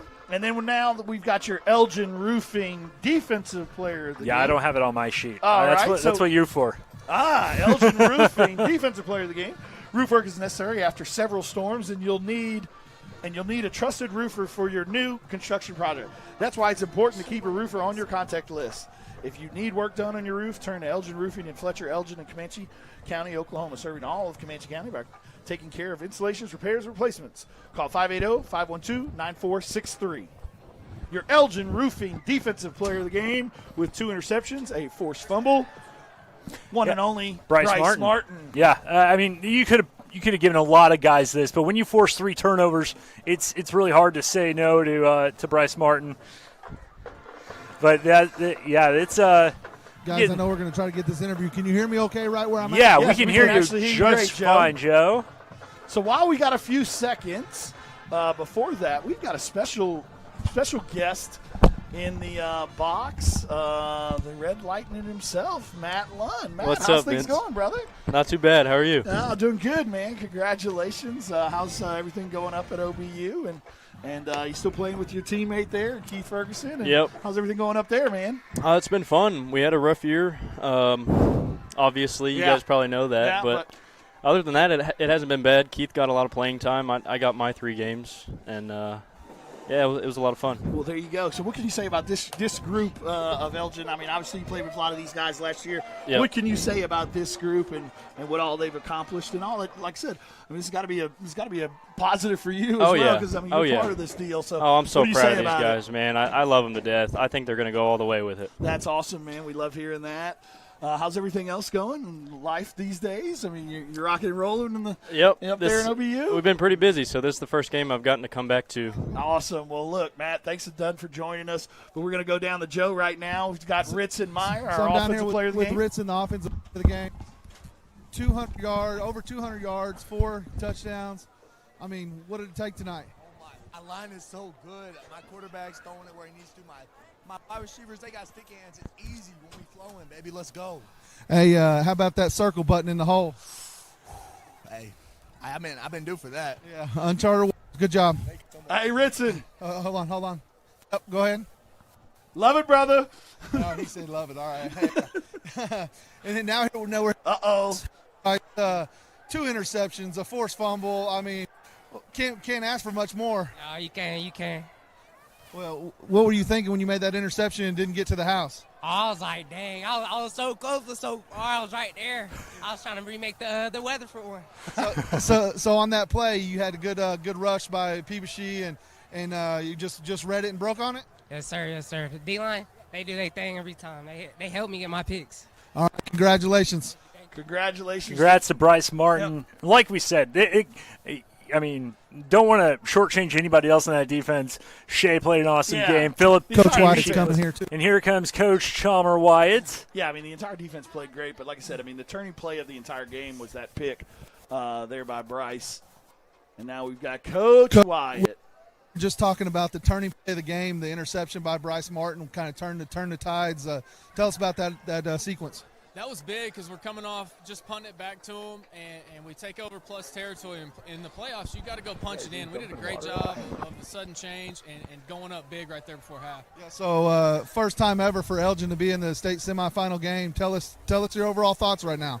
I'm extremely proud of these guys, and the work doesn't stop, and that's what I'm proud of most is they got a goal in mind, and we're going to work to go get it. Hey, Coach, they're wanting to know up in the booth if the hamstring and the knee's okay after trying to dodge that water. I think the ice is going to help it in the end. So. Oh, okay. As ice is falling. We'll see in a few hours. As ice is falling out of his shirt right now. So.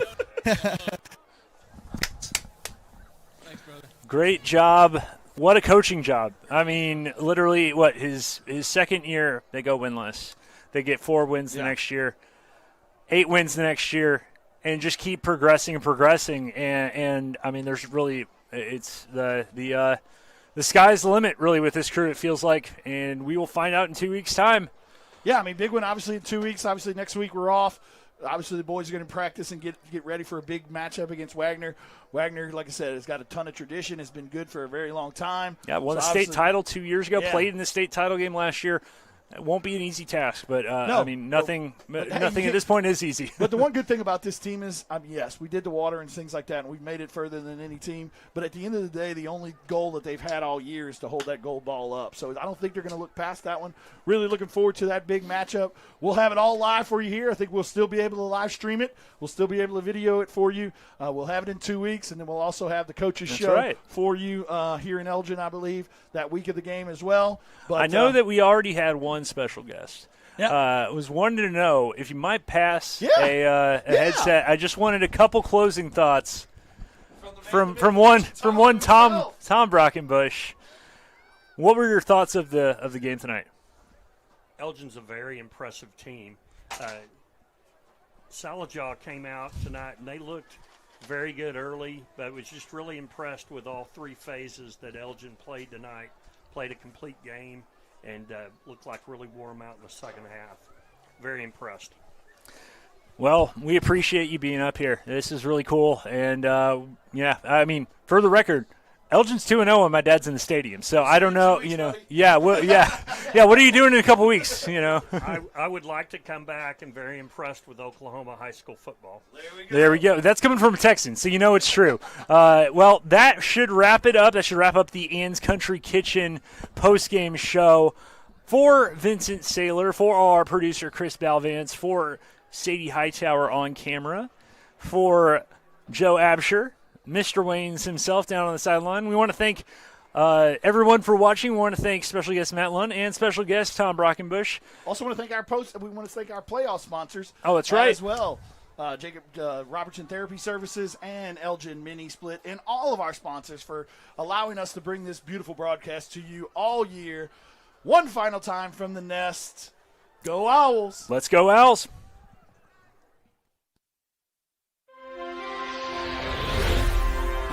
Thanks for watching this presentation of the Oklahoma Sports Network.